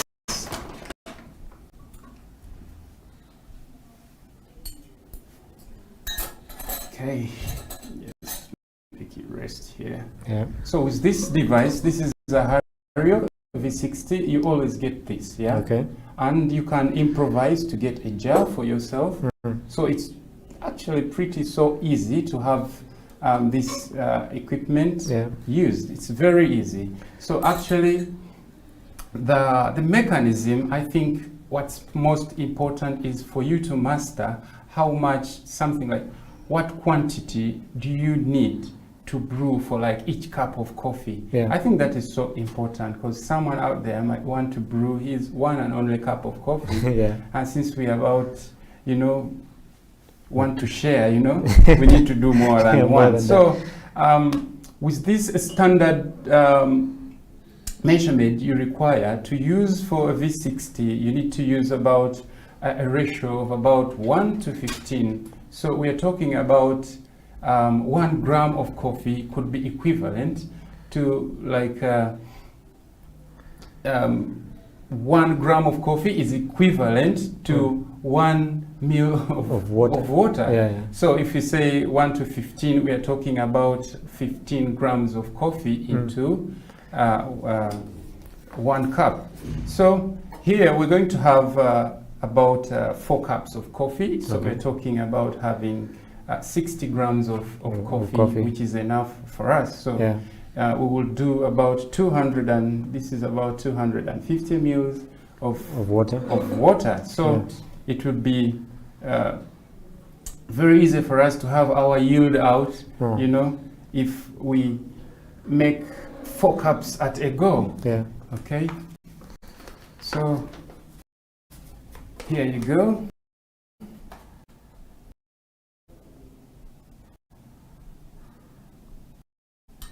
Let me start by putting it here. So I don't have my weighing scale, but we can. We can always measure just.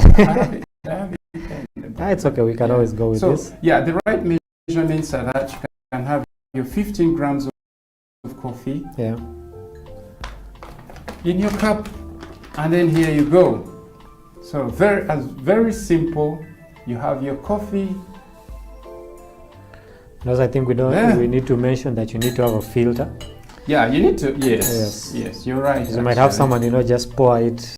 And you're right, actually. Yeah, it's always better to have a filter because it helps you to kind of infuse the coffee, so the granules get stuck on top. Then you're having your brewed coffee down. There, so you just very simple. This is our hot water. It's being brewed. It's been boiled. So you need it about at a boiling point, but you give it some minutes to rest a bit because you can't drink it when it's too hot. So here you have to pour it over. You can either use that kettle to pour over, or you use a pour over kettle. This looks like the ones that we used to use back in the day. But I think I can use that if you don't mind. So gently, just do it gently. Look at the coffee, so fresh. I think this is one of the things, first things that they teach at a coffee school, that when you're pouring the water, it has to be in a circular motion. You just don't pour, you know, as you please. It has to be in a circular kind of motion. Such that you can have an even flow, you know. For those watching at home, I hope you can see how beautiful this looks on your screens there. We're brewing a beautiful cup of coffee, and as it goes up, you can give it some seconds to make sure that it all goes down. Wow, look at that, so interesting. So as we brew this, we'll talk about the different kind of flavors that we can get from a roast. What kind of flavors basically do we get, and is there a particular recipe that each person has to get a different flavor, or you know, it's kind of like a general type of flavor that we can all get? Actually, if I can take you back just briefly during the roasting process. So as you're roasting, the roaster itself, in most cases, we give it time before you start roasting your coffee. So you give it some, you heat it up. We call it heating up. So you heat it up to a temperature of about 230 to 235 degrees above. So to ensure that the coffee you're going to drop in, remember the coffee you're dropping in is green, and the coffee is exposed to the atmospheric temperature. It's exposed to the atmospheric temperature. So when you drop the coffee in, it's going to drop the temperature that you had maintained before. Okay, so that one is technically done. As a roaster, I have to be there standing and monitoring my temperature. So I drop in my coffee in, and then I have to maintain my burner ratio. So I fire it up to ensure that we are maintaining the temperature in the drum and not leaving it relaxed. So we have 3 stages of roasting. We are looking at the drying stage, whereby the heat inside the roaster is nailing down the moisture which is present in a coffee bean before it's being roasted. Then at that stage we go into a developing stage. So the coffee starts developing. This is where you talk about the flavors, you know. So this stage where the caramelization takes place, which is from about, if you drop in at around 260 degrees, 235 degrees, it drops down, the roaster drops down its temperature to about 70 degrees. That is way down, you know. I think that's where it becomes exothermic. Yes, depending on how much quantity of coffee you are dropping in. It might not drop in if you're putting in a little, depending. It depends, but I would say at a capacity of a roaster, if you put the right amount, it will drop down. So when it drops down, literally the temperature will move for about 4 minutes, to about 160 degrees. Then we reach to a stage of developing. So developing stage, coffee starts changing colors, caramelization takes place, and then sugars are present into the coffee. So it starts developing flavors, you know, complexity, and then you're looking at monitoring your type of roast you're looking at. So if you were looking at doing a medium roast, then if you're doing a temperature, you would look at around 210 to about 200 and not more than 220, depending on how you want a medium roast done. Can be a high, medium, something like that, slightly. And then if you are developing it further, you are roasting, you know, the last stage, which is the roasting stage. So the coffee starts changing colors. So now it does a medium dark roast, then you're doing a dark roast. So you're looking at more temperatures like 232, you're doing a medium to dark roast, and then we're talking about Celsius, you know. You go to 200 and about 240, doing a real dark roast with more oily on the body, and so interesting, you know. So now, as we are brewing, I think our coffee is ready. Yeah, coffee is ready. So as we do our brewing, you can have that on top here, if you don't mind. And we can have a cup of coffee. Just move this here. Served. This is the part we always actually wait for. Really? To test the different kinds of coffee. Very simple. You know, and anyone can do that at home, and you enjoy your coffee as you're doing some stuff. Actually, it looks so simple. If I can take you, you said you have a coffee school. Yes. And I think it's very important for us in Uganda to actually come up with these schools, you know, given the times that we're actually in, you know, with the whole lockdown and COVID. And, you know, some students are really not in school right now. There's a lot of other things that we can learn outside of school, for example, you know, involving ourselves in the coffee business. So just run us through your school, okay, what kind of activities you guys do, what kind of courses that you offer, and how can someone, you know, approach you and you get into your school. Actually, thank you so much for that opportunity. I'm looking forward to kind of support our entire country amidst this very difficult times that we are going through. So our school, the school is called Gulf and Blends. Actually,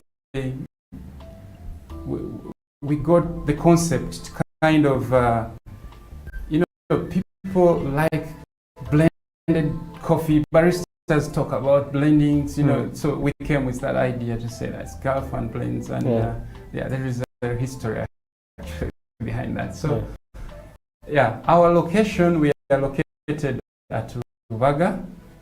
Yeah, as you reach Salt FM or Salt Media, from there it's just like 5 minutes. You're reaching at Gulf and Blends Coffee. So from there we train baristas. Yeah, we train baristas, and if you're a barista out there, you feel like you want to kind of handle these skills, and then you need to build something for you know, for your career, which is more tangible. You can come and have this skill at Gulf and Blends. You can train as a barista, we can train you. So we train them for a period of 1 month. Yeah, we train them a period of 1 month. You can come and do an advanced skills for your training course. So advanced skill is when you train commercial basis, which is the espresso coffee machine, where you're going to do all the coffees, you know, from cappuccino, latte, macchiato, mochas. You do all that kind of coffee using that machine and mastering them, because in most cases we've got standard way of serving and standard way of preparing these coffees. So as you're training, you will learn that. Apart from learning that, if you're doing advanced, you're going to also learn the specialty coffee brewing. So specialty coffee starts with the green coffee, because specialty, this is the standard way of preparation. It can either be the green beans, it's being carefully, you know, taken care of to meeting certain standard. So now we're going to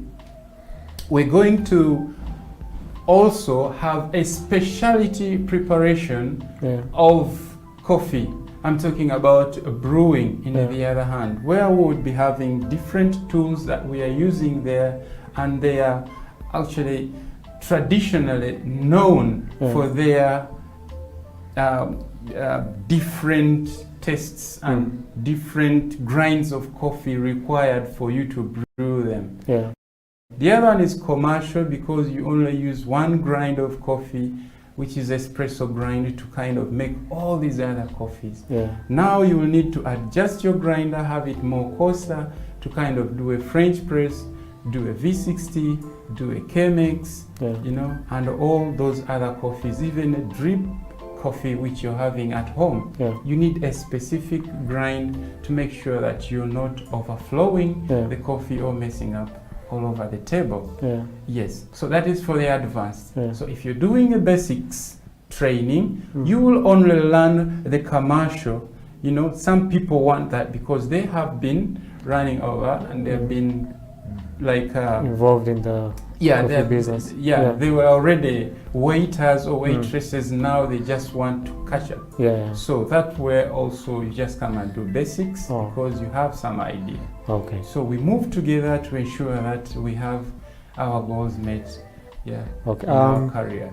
So is there a way that these different people can contact you? Are you on social media? You already told us you're located in Rubaga, next to Salt Media. So are you on social media, and what are the handles that people can find you? Actually you can reach us. You can reach us on our handles. Like I can give you my contacts. We are on WhatsApp. We're on Facebook. You can reach us on Facebook. It's Gulf and Blends. You just go Gulf and Blends. You find us on Facebook, and our contact. If you can reach us direct as well, we can be so helpful to you and welcome you at Gulf and Blends. And literally, we call ourselves the coffee culture. Yes, so I can give you the number 0701 104027. I can repeat the number. It's 0701 104027.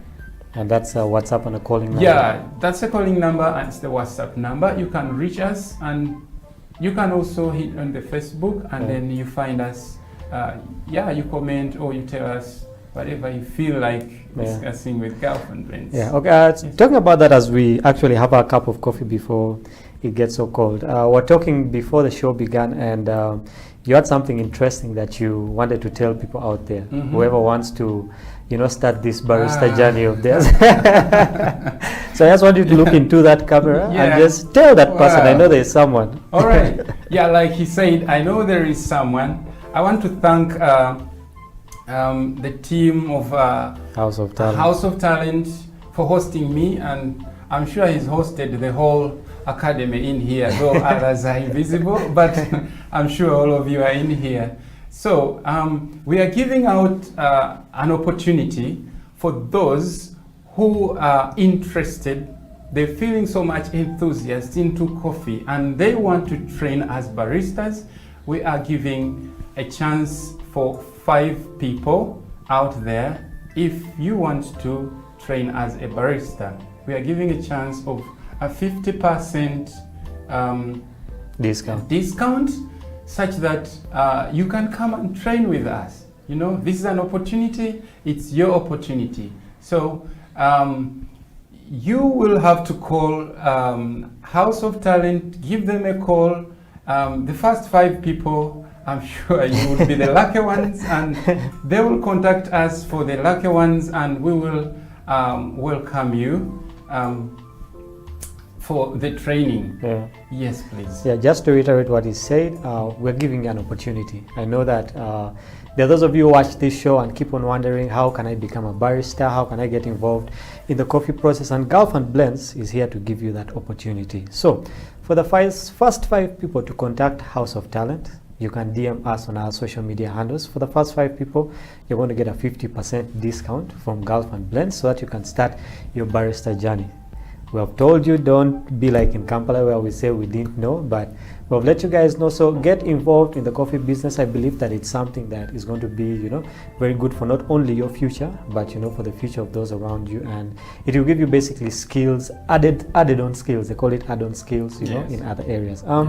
As we draw close to the end of the show, I just want to thank you, Abdul, for coming here and just giving us your experience traveling around East Africa, being in Kisoro, your first experience with coffee, and telling us about the roasting process, all the equipment and all the flavors that are involved. I believe that I personally have learned a lot from this time, and I believe that everyone out there has also learned a lot. But like I said, we are drawing close to the end. But before we leave, I want you to look into that camera. I know that there's someone watching. I just want you to encourage them. Those people with questions of, should I really get into this? Should I do this? Just encourage them and let them know why they should get into the coffee business. All right. Thank you for that concern. Now, what I would want to encourage, like my fellow Ugandans, Uganda is a very rich country. In terms of coffee, even during this season, that the hardest season we are going through, we as Uganda has been exporting coffee. It has been a commodity that has never stopped, even amidst this period. So we are looking at a business, I would say at large, which is more encouraging, more interesting, and it can be your next future. Kind of like an investment. It can be your next future tomorrow. Yeah. You become a barista, you come and train. Look at yourself as someone who's behind the counter, serving coffee, trying to craft it very nicely, and you have this kind of knowledge into your head. Someone has hired you, and you can simply do it the way you are being required to do it. So I feel so happy when someone has trained and I would give you out of experience. I've got some students, they train and they kind of get to travel. Yeah, they go abroad, and by the time he sends back maybe a photo, he just says someone is, doing well. Yeah. We have a tendency of other fellow Ugandans, going abroad, and they come back when they start hiding themselves. You know why? It's because someone has gone out and did not go with a skill. Yeah. So it's so important for us now to kind of involve ourselves in skills. It will dwell us from whatever situation that we have been kind of longing for, and we become better persons for our future. Yeah. Well, Yes. Abdul, thank you very much for those words, and I believe that whoever is out there has really been encouraged to get into the coffee business. And there's a saying that start now. You shouldn't wait to put things into motion before you start. Just start now. Like Abdul gave you his contacts. You have our contacts at House of Talent on our social media handles. Contact us. We can always let you know how you can get involved in the coffee business. And if you have someone out there who you believe that you want to see on this show, you can also nominate them. We'll have them here. But our time is fast spent. Abdul, thank you again very much. Maybe just a second. I would like to send my regards to. Yeah, please. I don't want to send my regards to a few people. Yeah. First of all, I'm sending my regards to Mr. Bonnie. Yeah, he's one of my partners at Gulf and Blends. I know he's watching. One Love Archive. Lake Bunyonyi, I know everyone down there is watching. I told you guys to watch our coffee break today in the morning. Yes. For having me here. And hopefully next time you will also host us. There will be a next time, because I believe that we still had a lot of stuff to exhaust. Yeah, but till next time, thank you for watching the Coffee as hosting Yusuf Abdul from Gulf and Blends, are giving us his story and his experience in the coffee business. Remember, you can always get us on House of Talent televisionug.com. That's our website, or you can get on our social media handles at House of Talent Television. That's on Facebook and on Twitter. Let us know what you think about the show. If you have any questions, you can always ask us, and we'll be at your disposal to get back to you. Thank you for watching. This is the Coffee Break on House of Talent Television. Have a blessed day.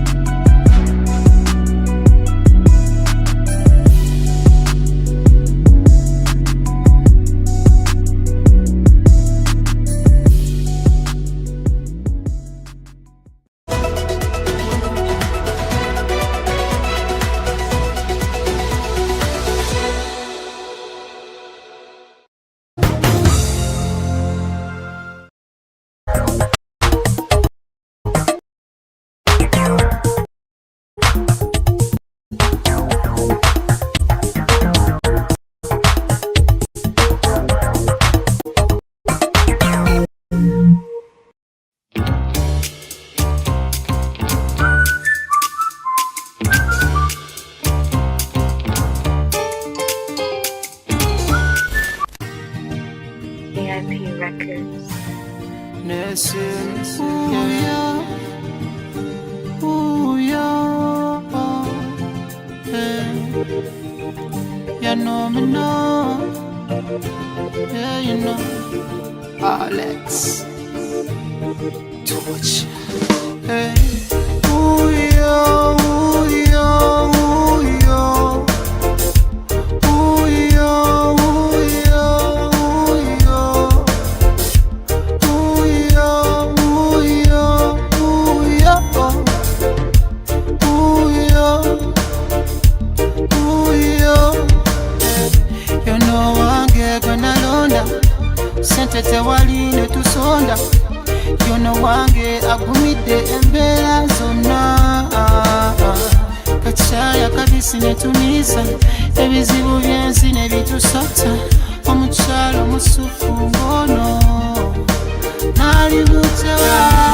Uyo, uyo, uyo. Uyo, uyo, uyo. Uyo, uyo, uyo. Uyo, uyo. Nsana yetwe kwata Katonda kuba yayina pulani. Shagala ntunge nzenna nebase ku kyalani. Wendi wenambadde kali nza kubaabo you are my darling. Siri kusibya njala ekibuga nja kitambula. You know wange gwe nalonda sente tewali ne tusonda. You know wange agumidde embeera zonna. Kacaya kabisi ne tunisa ebizibu byensi ne bitusota. Omukyalo musufu ngono nali butewa. Uyo, uyo, uyo. Uyo, uyo, uyo. Uyo, uyo, uyo. Uyo, uyo. If I love in a triangle, my love no chameleon and go. Okukwagala kiba kife naza musango. Basatebo bakunkwasa nakuyisa miryango. Tuli fembi, it's me and you. Twewala bigambo. You know wange gwe nalonda sente tewali ne tusonda. You know wange agumidde embeera zonna. Kacaya kabisi ne tunisa ebizibu byensi ne bitusota. Omukyalo musufu ngono nali butewa. Uyo, uyo, uyo. Uyo, uyo, uyo. Uyo, uyo, uyo. Uyo, uyo. You know wange gwe nalonda sente tewali ne tusonda. You know wange agumidde embeera zonna. Kacaya kabisi ne tunisa ebizibu byensi ne bitusota. Omukyalo musufu ngono nali butewa. Uyo, uyo, uyo. Uyo, uyo, uyo. Uyo, uyo, uyo. Uyo, uyo.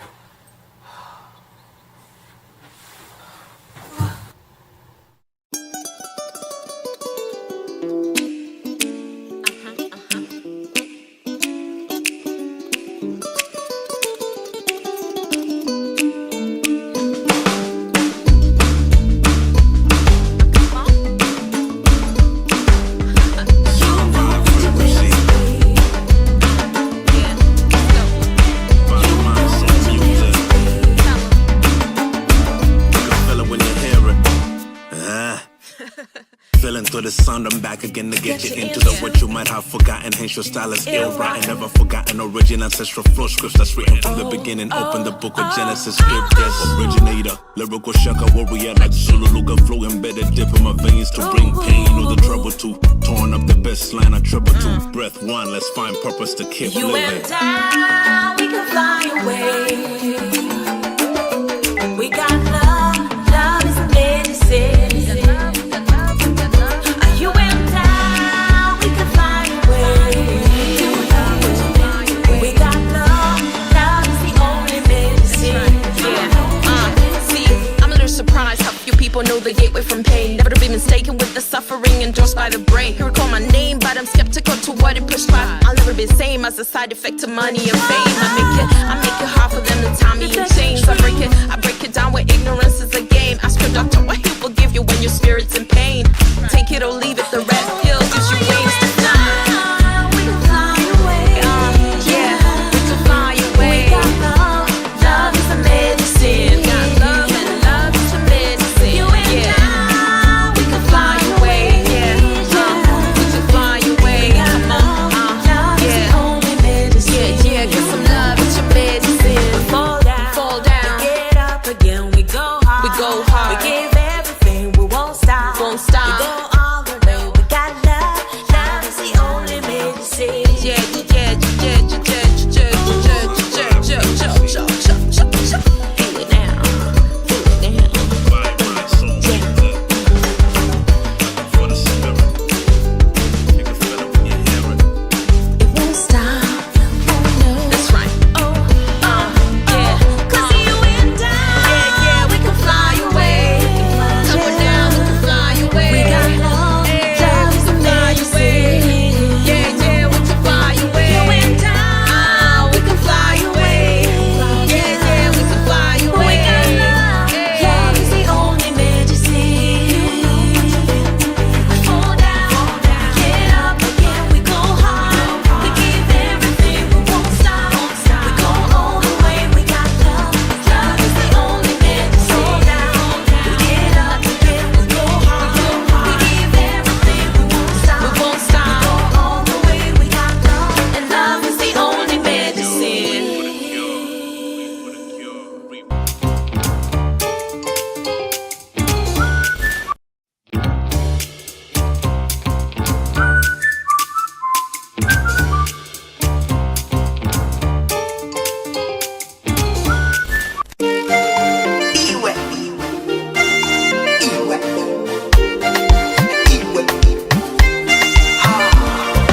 Ulikapunjako mu nyanja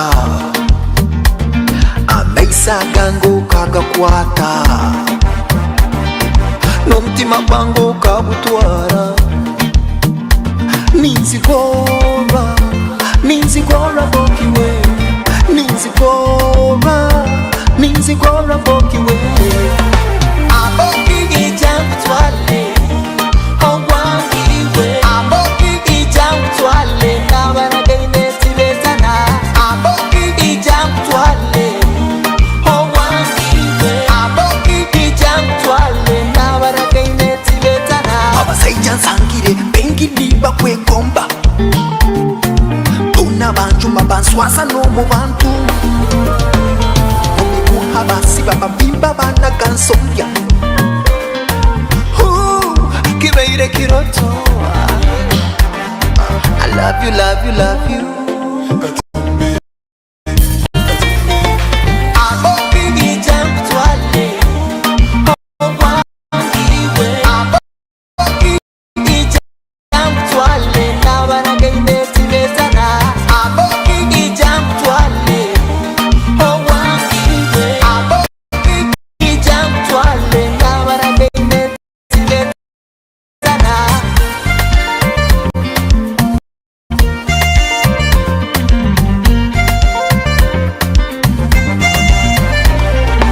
Ulikapunjako mu nyanja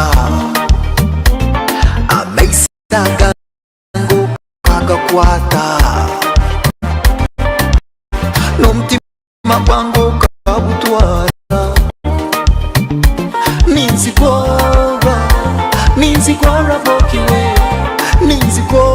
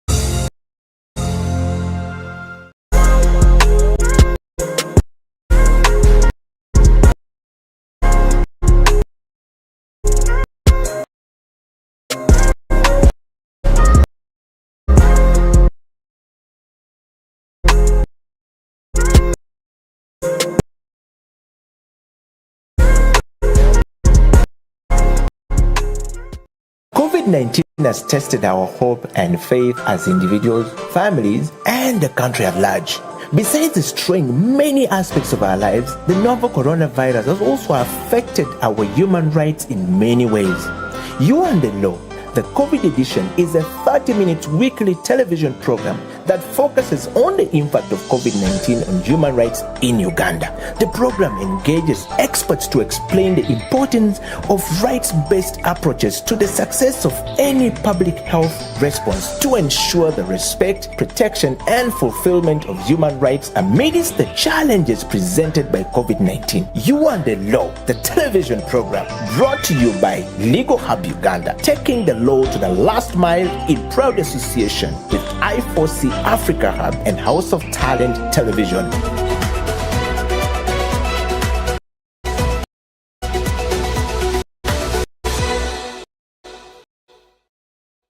Angela, so having stated the obligations, what would be your assessment of Uganda as a country? How are we doing in as far as the prevention of gender-based violence is concerned? What would be your quick appraisal?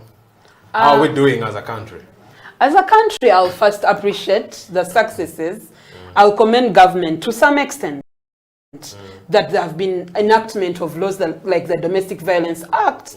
We have the other laws and even the Constitution itself. However, there's still a lot that has to be done. For instance, as a government, we have a silent pandemic that most people that are in government have failed to understand. This silent pandemic is gender-based violence, where people are focusing on how many people are dying of COVID, and no one is focusing on how many people are becoming victims and survivors of gender-based violence. So it really, really affects. And then the other thing is in regards to the implementation. We have very, very good laws in Uganda. But then one of the main issues that we face is in regards to the implementation of those laws. So there's lacking in regards to the implementation. And then there's also lacking in regards to sensitization. People don't know these laws. You'll find someone harassing a person online and they'll think it's funny. Someone look at you and they're like, oh, and then they'll give you a sexual comment and they think it is funny, it is okay to look at a woman or a man and you make a sexual comment. Even men, huh? Yes, so that's why I said a man or a woman. So this affects either sides. It affects a woman, it affects a man, and it affects also children.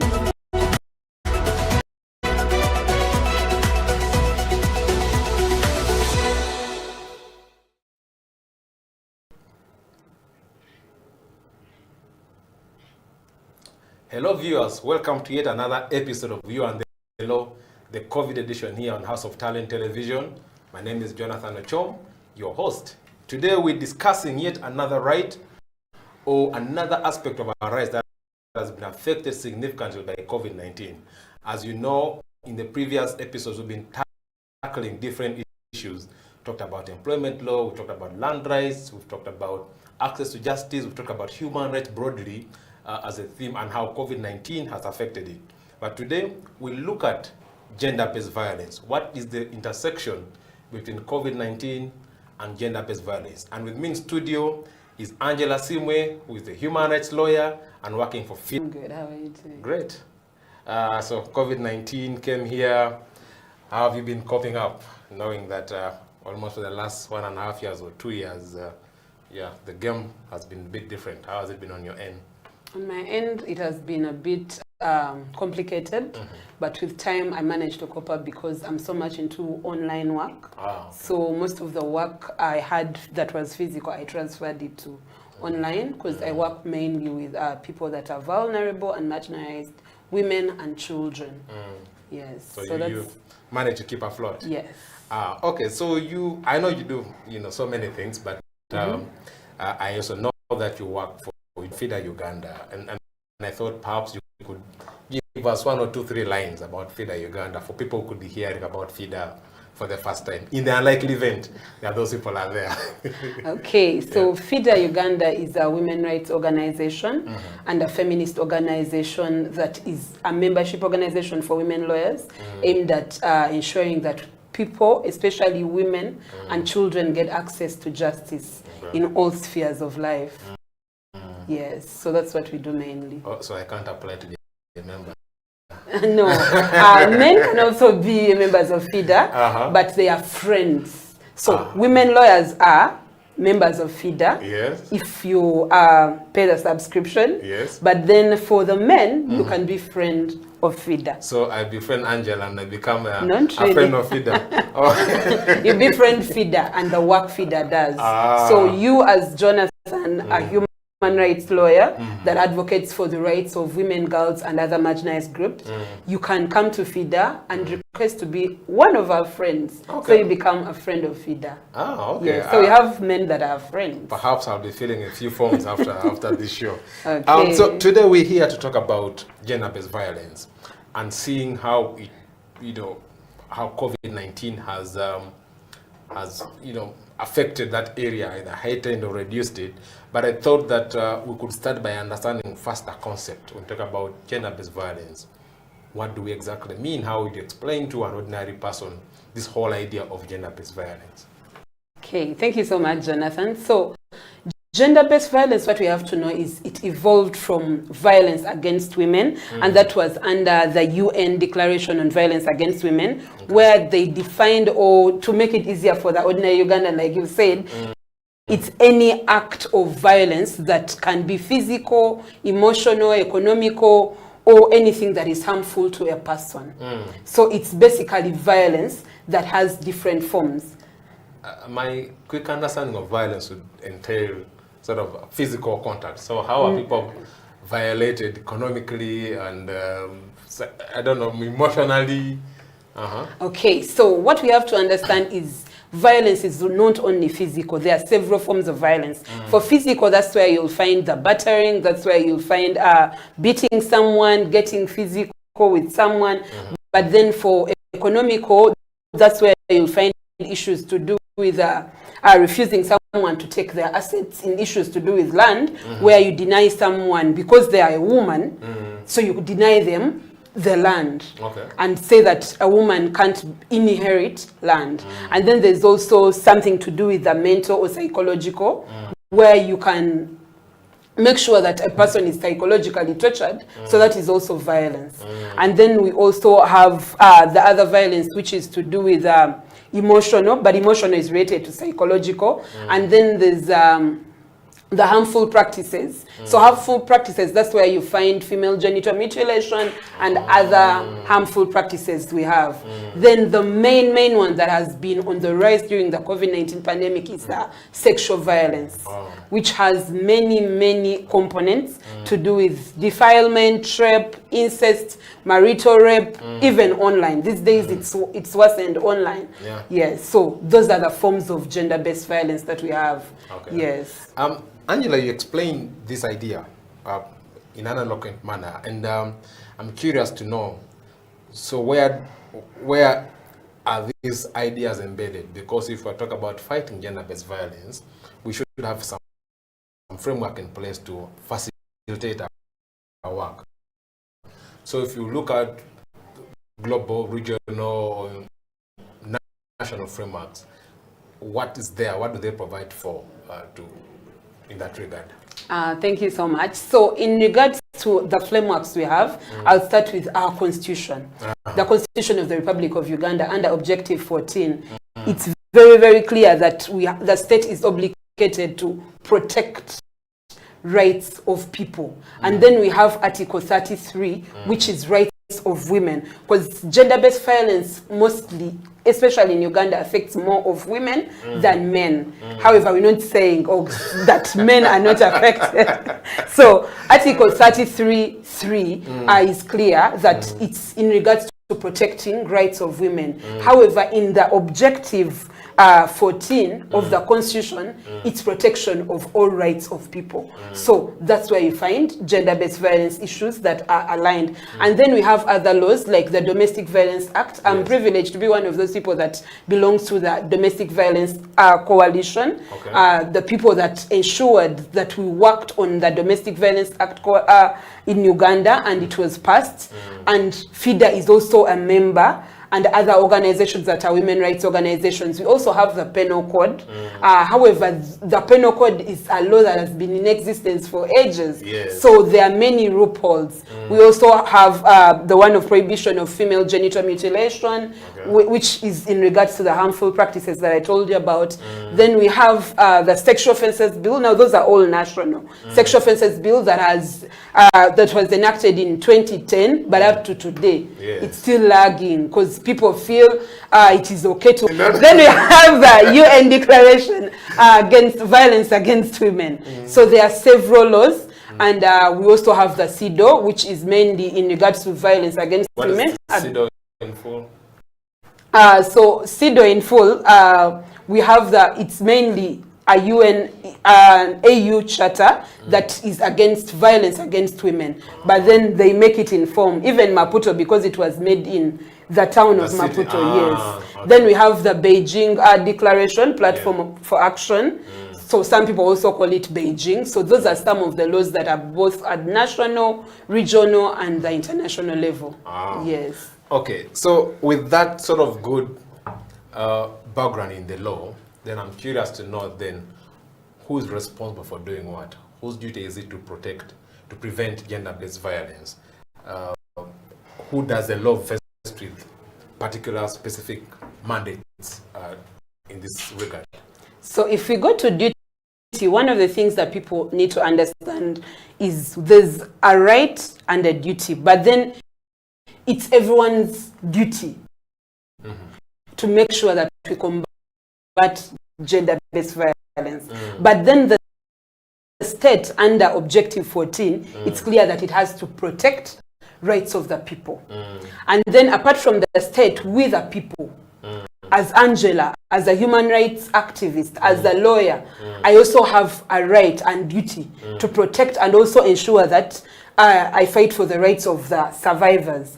And then the community leaders, because we have some community leaders that are gatekeepers of patriarchy.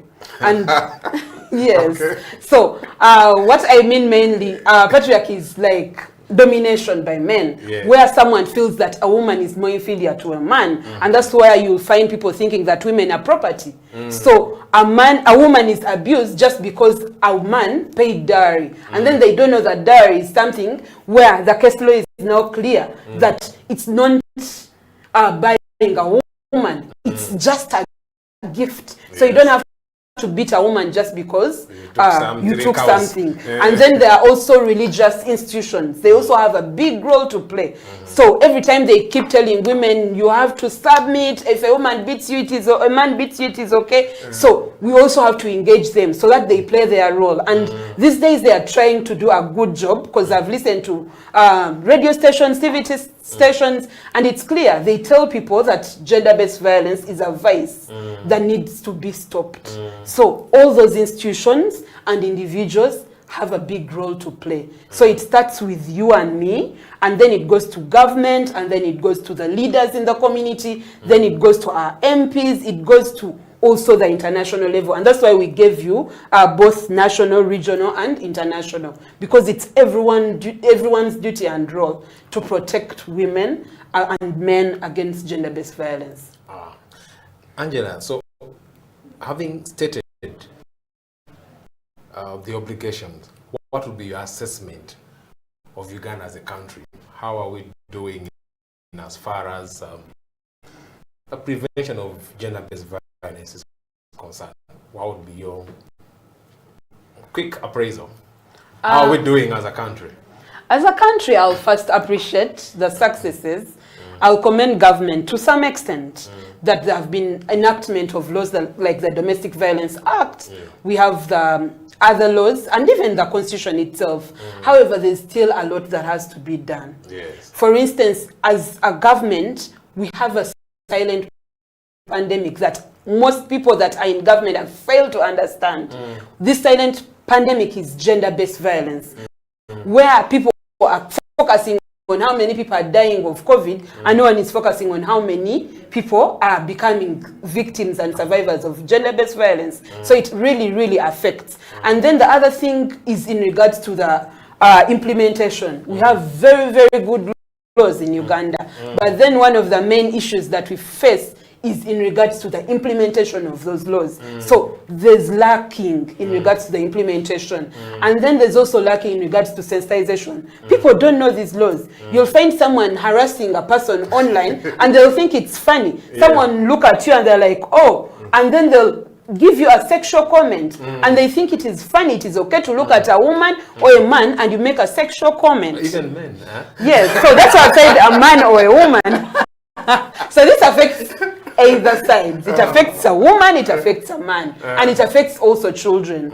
Yes. So it's basically, you're basically saying we are there but not there. We are there but not there. And then the other thing that has also failed totally is in regards to the shelters. The numbers are increasing. The 2016 demographic survey was clear. 25% of girls get pregnant below the age of 18 years.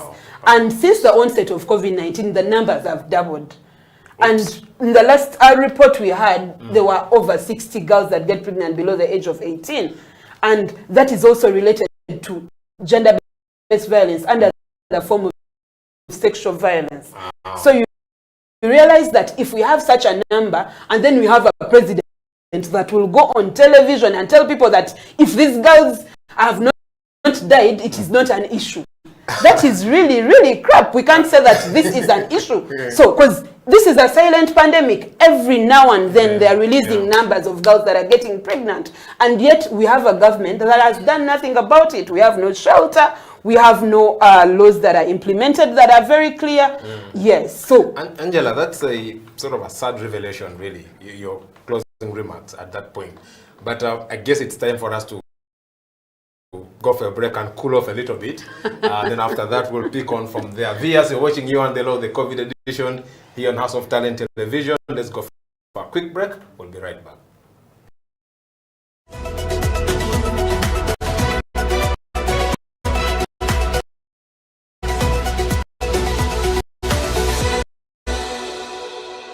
When it comes to the law, we basically live the law, you know, on a day-to-day basis, you know.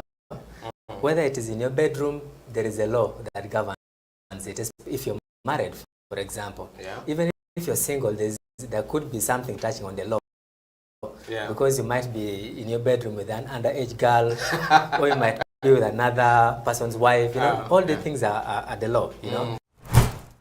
If you're a human being, you have rights. Those rights are called human rights. They are examples: the right to health, the right to freedom from torture, that underscores human dignity. Freedom from slavery. You're not supposed to be someone's slave. If you look at our penal code, it sets out another marriage laws.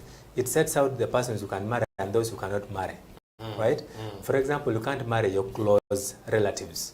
You know, if you did, you'd be committing a crime. The state is not supposed to tell you who to worship, how to worship, how many times a day. No, you have a right to work. A right to work. You have freedom of association. Cohabitation for whatever period of time does not make you husband and wife, right?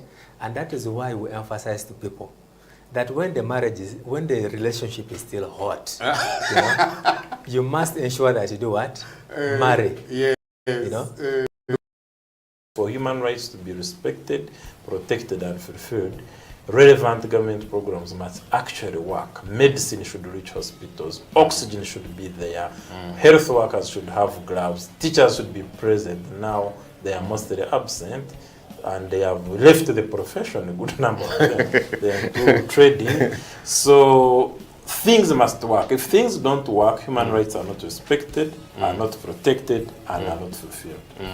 COVID-19 has tested our hope and faith as individuals, families, and the country at large. Besides destroying many aspects of our lives, the novel coronavirus has also affected our human rights in many ways.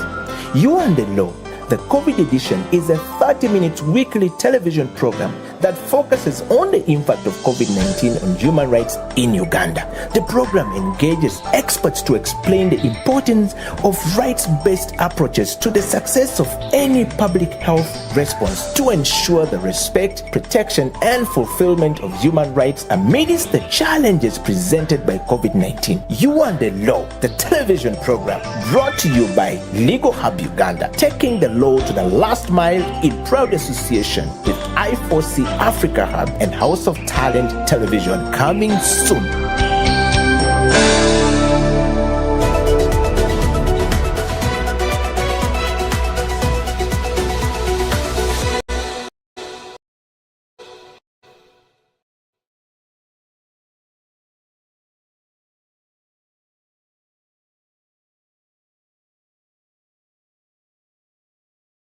Welcome back. This is You and the Law, the COVID edition here on House of Talent Television.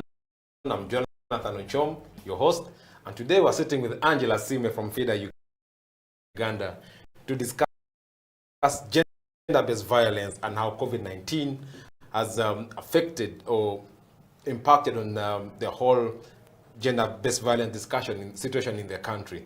So, Angela, welcome back. Thank you, Jonathan. Yeah. Before the break, you were unpacking the responsibilities and obligations of the different people. You talked about the state, talked about religious leaders, individuals, and stuff like that. So I want us to switch gears now and then tackle COVID-19. So we have a global pandemic, comes to Uganda, and the government, as expected, had to swing in action and put in place a number of stringent measures in order to curb the spread of the virus. And but along the way, we realized a number of issues arising along the way. But I'm curious to know from your end, what is your assessment of how COVID-19, the interplay between COVID-19 and gender-based violence? Thank you, Jonathan. So one of the first things I want to let people know, we've had many people blame COVID to have brought gender-based violence, but COVID is not the problem. It has, COVID is not the problem. It has been there before. Gender-based violence was there before COVID-19.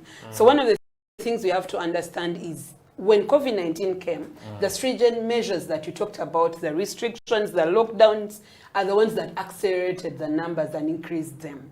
So when people were locked down, especially the first lockdown where people were not allowed to move, and we realized that people like you, the lawyers, were not allowed to work. You are considered non-essential, by the way. Yeah, so, but nobody has been monitored at that point, yeah. So mainly what you have to understand, those restrictions increased the rate.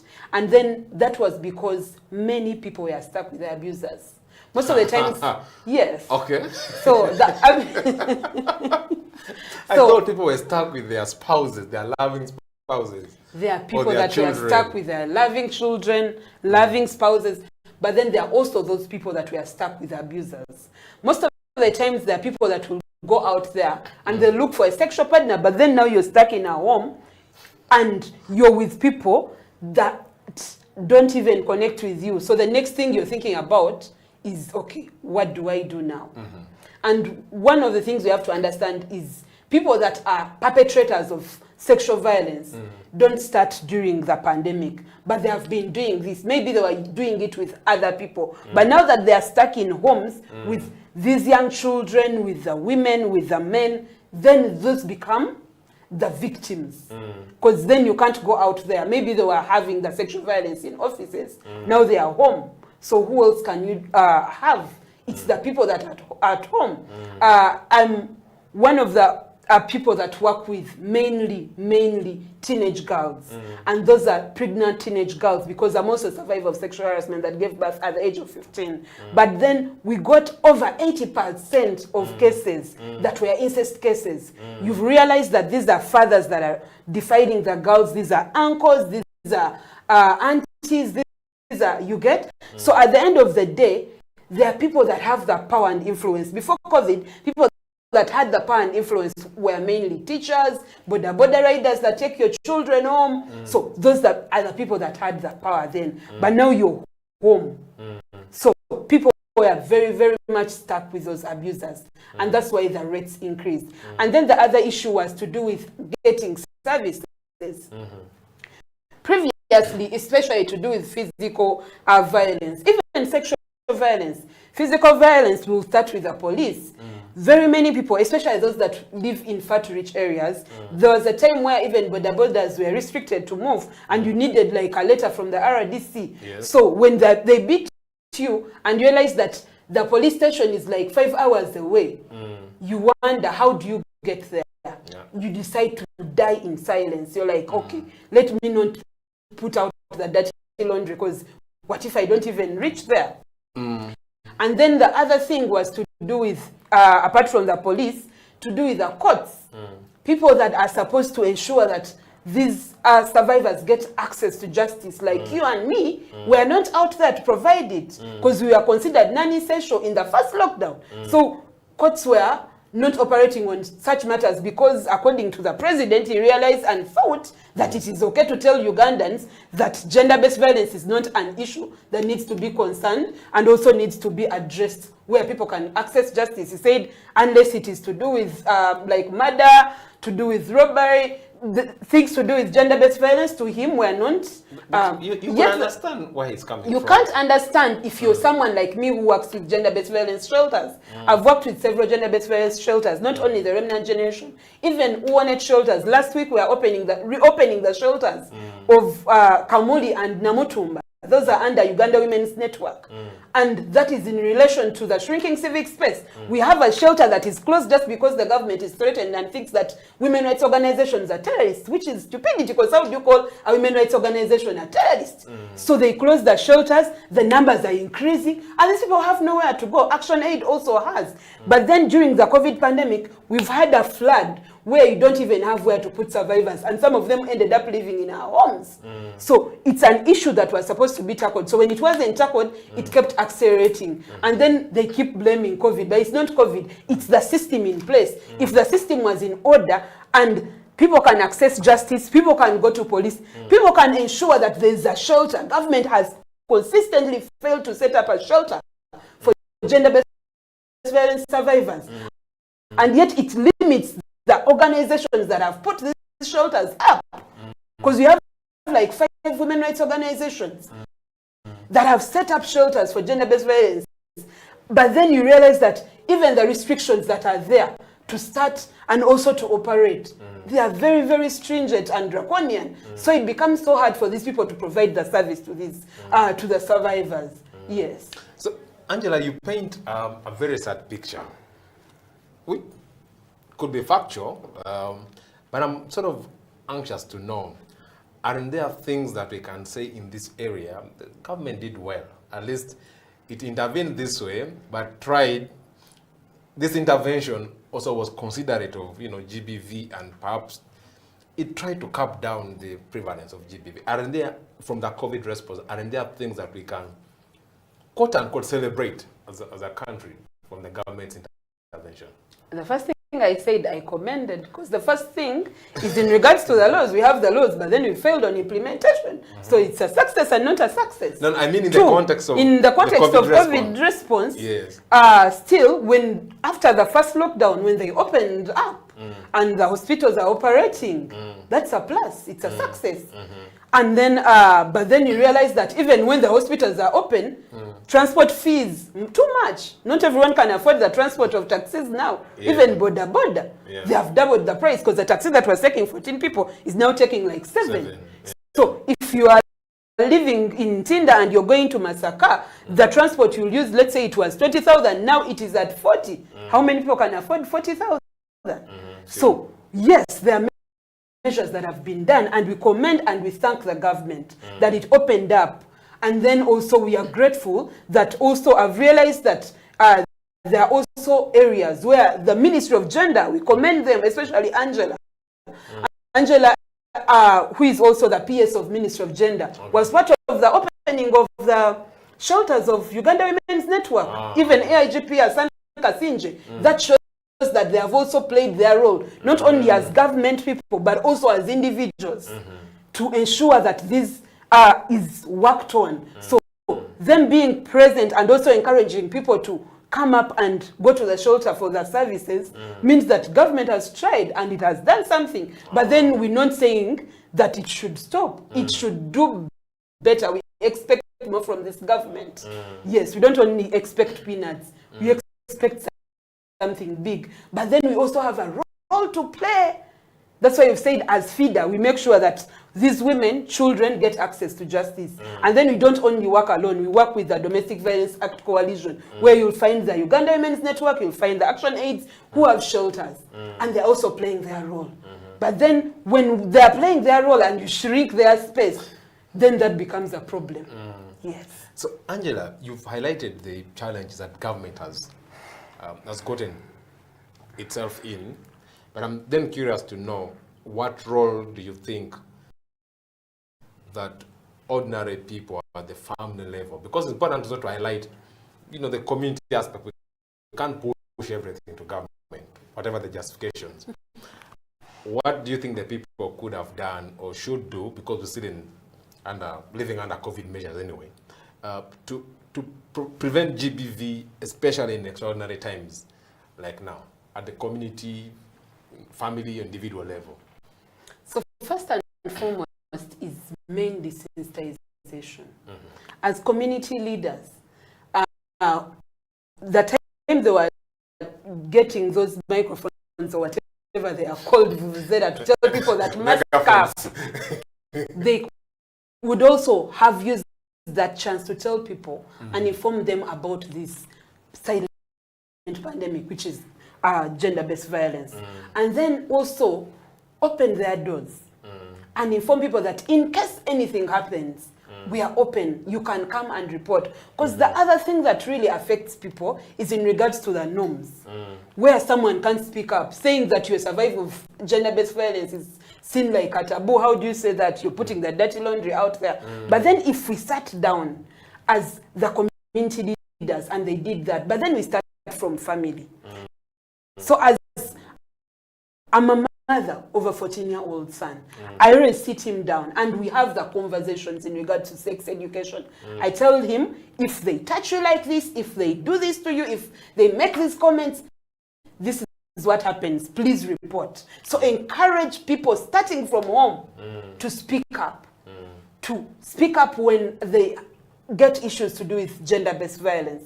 But also make sure that other forums, because if you can't access the police because it's far, then let the LC be nearby and let the LC have, because they gave them motorbikes, I remember. So they can drive those survivors to the police station. Yeah. So it will start from family, where we talk to our children, then it will go to the leaders, and then it will go to government, because government indeed can't do everything. And then also as civil society and women rights organizations working together, because that is one of the main reasons and also a way that we've tried to make sure that that happens. And then other ways words to do with the toll-free lines. Many people, I also commend Uganda Police Force. They also got a toll-free line in regards for GBV. Yes, for GBV. Okay. Even other organizations, FIDA got, we have a toll-free line also in regards to GBV and other cases to do with women and children, Women's Pro Bono Initiative, the Remnant Generation, and other organizations. So really, there's a lot that has been done, but then there's more that needs to be done. A lot that needs to be done. Then in terms of the legal framework, which is one of the core obligations of the state, you've highlighted that there were a number of still challenges with the law. Are there specific laws that you are pushing for their reform to protect GBV? Yes. So the main law that we're pushing for is the Sexual Offences Bill. Sexual Offences Bill is the law that consolidates all laws concerning sexual offences. And it will work on in regards to the punishing the offender and then ensuring that the survivor is catered for, not only in court, but also mentally. Okay. So when this law is passed, then it becomes very, very easy. And then the laws we had previously, as I told you, like the penal code, these are laws that were made during the colonial times. Yeah. They don't address issues to do with online sexual violence. Contemporary. It doesn't, yes. By then we had norms where a woman was property. They don't address issues of marital rape. They don't address issues of consent. So if this law that addresses all those things is passed, then we'll see something that happens. And then the other thing is in regards to the institutions. We realized that some institutions of higher learning were closed, but then others were operating. I'm happy to inform you that under FIDA Uganda, we worked with Makerere University, which is like the first university in Uganda or the public university, and we made sure that we had the policy which they had against sexual harassment was reviewed, because it was a policy that was enacted 12 years ago. And I'm privileged to inform you that as under FIDA, as sent to be one of the committee members that participates in reviewing it with Professor Livia Tamales and Gender Mainstreaming Directory. So right now, when we finished reviewing it, it was passed, so it will also help in regards to institutions of higher learning. Okay, Angela, that's an important point. Perhaps we'll go for a break for now, and then we'll return and then try to project the future and see how we can prepare ourselves. Viewers, you're watching You and the Law, the COVID edition here on House of Talent Television. Today we're discussing gender-based violence and its connection with COVID-19. Let's go for a short break. We'll be right back.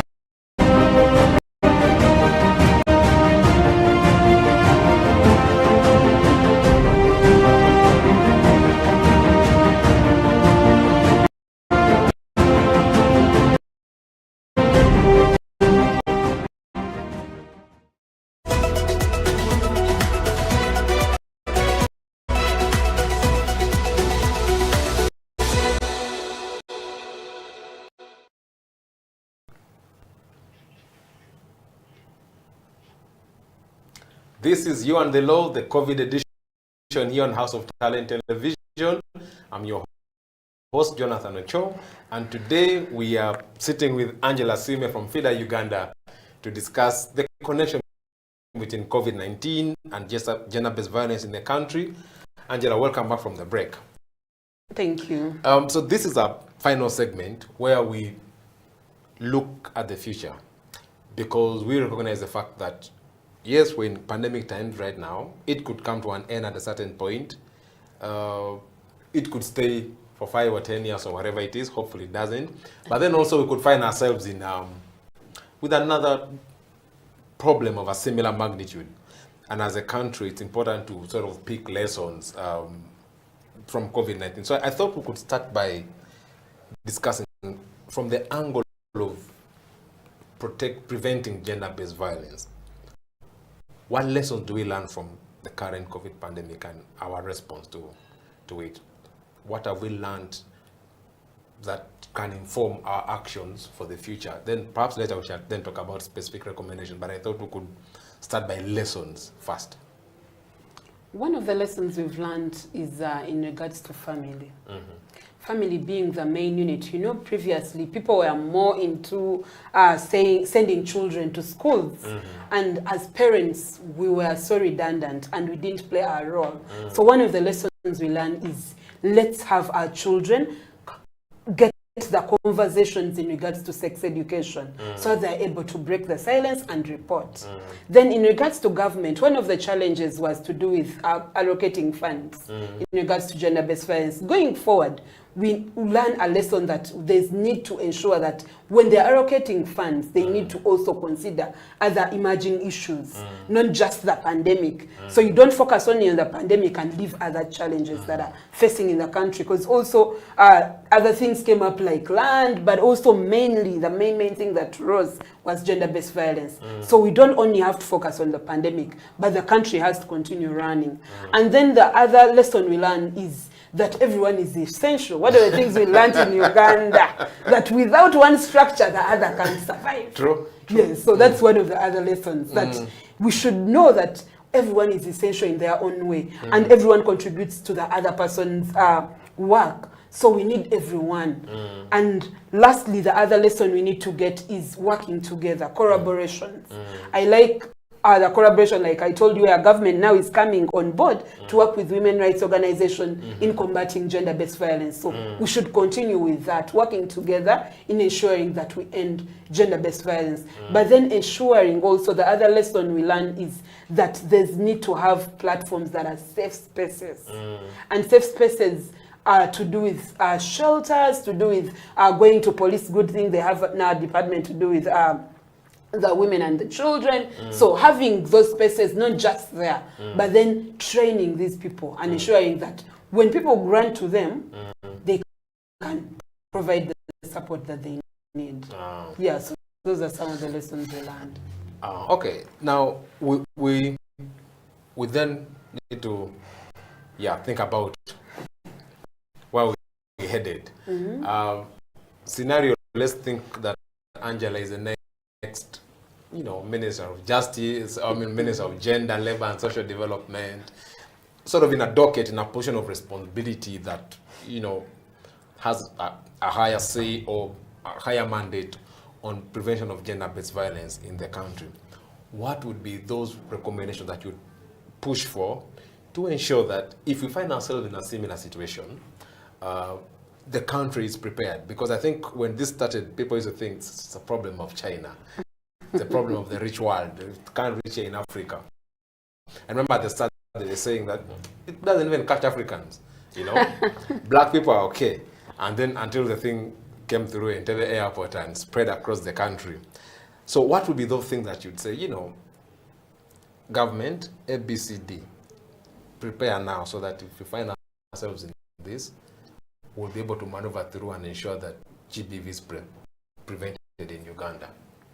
In regards to government, one of the main things would be in regards to passing the sexual offences bill, because it addresses at least 90%. I wouldn't say like everything, but at least 90%. However, they have to remove the clauses that are criminalizing other people's rights. Yes. And then the other thing is in regards to ensuring that perpetrators are held accountable. We've seen as one of the people that spearheaded Justice for Samantha campaign, and it was in regards to ending sexual harassment in the workplace. But then we see the alleged perpetrators not tried under courts of law, but then promoted from a deputy solicitor general to court of appeal. So we need to have stringent measures of ensuring that the perpetrators or the alleged perpetrators are brought to book, where the survivors can feel safe that, okay, if court said that this person is innocent, then that's okay. But then if you don't try this person in a clear court, which is a court of judicature, then it doesn't also help the survivor, because the survivor will also suffer again. And then the other issue is in regards to ensuring that the laws we have are implemented. Because like you said, if as Minister of Justice, I would ensure the first thing was to ensure that there are measures that are clear and these laws are implemented. Because having good laws like the Constitution and all these other laws, and these laws are not even implemented, doesn't help anyone. Yes. And also maybe encouraging people out there to break the silence. Yes. To break the silence and know that this vice, if you don't break the silence, then you can't help other people that come out there and they're also survivors. But when you break the silence, like Angela comes here and tells you that she's a survivor of sexual harassment, then it is easier for the other person to also speak up. So encourage more people to speak up. Then we also need to ensure that even the institutions that help in combating gender-based violence, like the police, courts, local councils, we need to have more trainings. I commend women rights organizations, especially FIDA, the Remnant Generation, Uganda Women's Network, who have done a great job at training police officers, at training cultural leaders, religious leaders, in regards to combating sexual and gender-based violence. But there's more that needs to be done, especially at government level, where now the women rights organizations have done this. So they should also complement and do something in regards to that. So those are some of the things that need to be done in regards to combating gender-based violence. You highlighted training as an area of investment, but I'm sort of curious to know what other areas do you think need government deliberate attention on? Because I know if you talk about training, you're talking about resources. What are the other areas that actually resources should be dedicated to? So that we're able to deal with pandemics or any other situation like COVID-19 and prevent GBV. The other areas in regards to resources is to do with our budgeting, especially the national budget. Realize that most of the times, even now when COVID came, since the onset of COVID, all the money is directed to COVID. So they need to allocate some money in regards to Ministry of Gender and towards fighting or combating gender-based violence. Because if most of the people who were engaging in Ministry of Gender, they were like, okay, we also want to support, but then we don't have a budget for this. And there's nothing much you can do about it. So as women rights organizations, if you're to work with them, you'll end up even funding them. You'll pay for most of their services to make sure that something works out. So there's also need to also ensure that they direct some funds in that docket. Yes. As we come to the end, Angela, I want to sort of get your parting shot, but in the form of want to make a case why we should invest in prevention of gender-based violence. What benefit shall we reap as a country when GBV is prevented as we come to the end of the show? When GBV is prevented in Uganda and in the world, women and girls can achieve their full potential. As Angela Simwe, a survivor of sexual harassment that gave birth at the age of 15, I was able to achieve that because I broke the silence. So if we invest in this, then more girls can be like Angela, and even better, then more girls and women, plus even men and boys who are survivors of sexual harassment, they can be able to achieve their full potential. They can be able to achieve gender equality, and then they can contribute to the development of the country as Uganda, but also Africa and beyond. Thank you so much. Thank you so much, Angela, for taking your time to be with us here on House of Talent Television, discussing COVID-19 and the relationship with the gender-based violence. You've made very strong points for the need for the government to invest in areas that matter: training, skilling of actors on prevention of gender-based violence. You've also emphasized the role of the community in preventing GBV and the fact that all of us have a role in this country, not just only government, religious leaders, cultural leaders, as a family and individuals who have a critical role to play in preventing gender-based violence, especially in critical times like now that we find ourselves in because of the global pandemic. With that, we've come to the end of today's edition of You and the Law. I've been your host, Jonathan Ochom. Next time, we'll have a discussion on yet another right which has been affected by COVID-19. Until then, bye.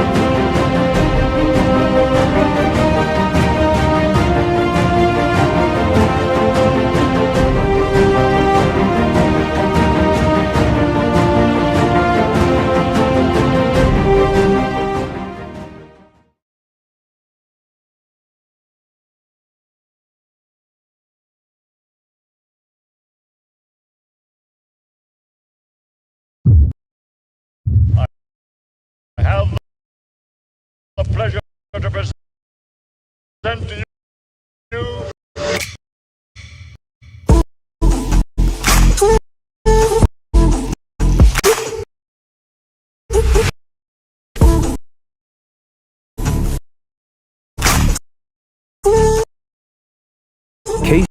KCCA has taken a number of steps to address this sanitation challenge, which include, but not limited to the following: the setup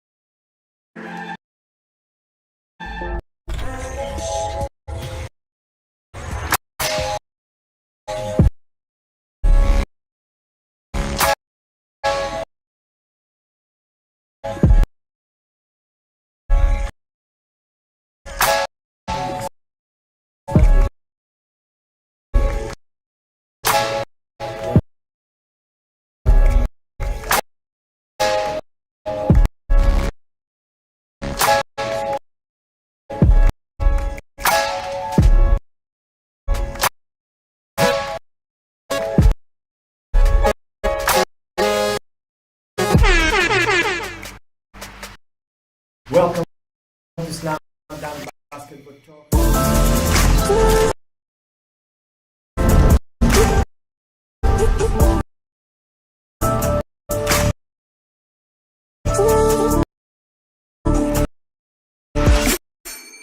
A wise man once said, "The future has a name, and its name is hope. A tiny flicker of light that feeds on hope is enough to shatter any shield of darkness."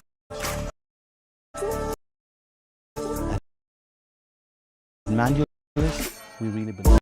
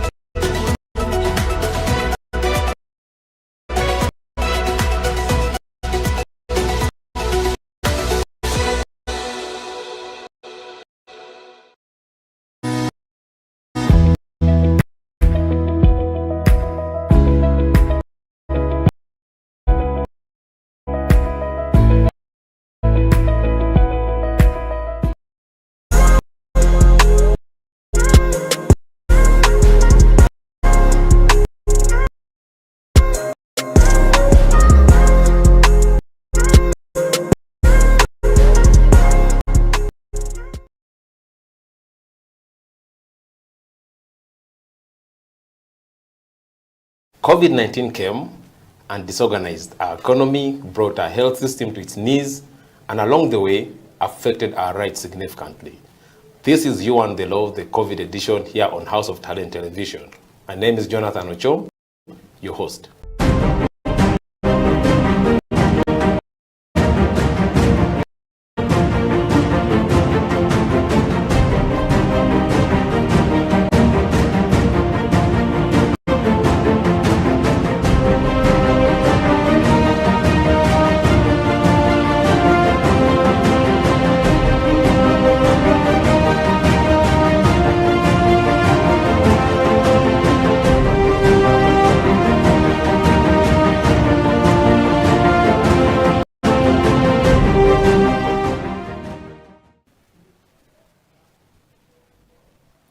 Hello, welcome to yet another episode of You and the Law, the COVID edition. My name is Jonathan Chom, your host.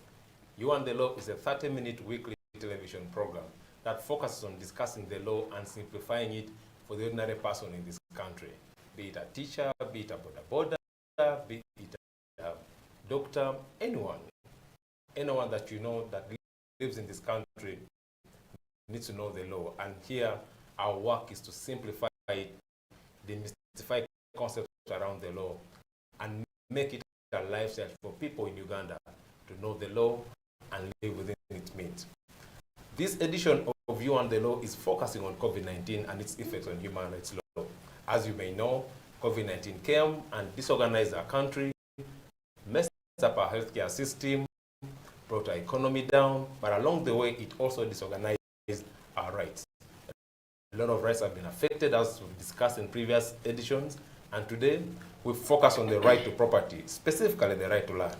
As you know, land injustices have been a big problem in this country for decades, and the advent of COVID-19 has only worsened the situation, especially for poor and vulnerable people in our communities.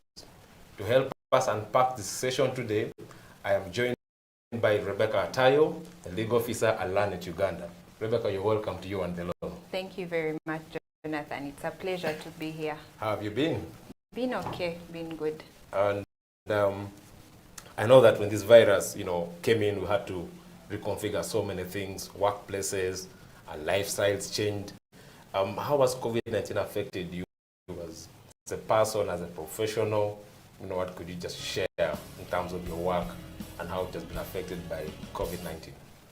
Well, as a person, it's definitely been different. The times in which we move are restricted.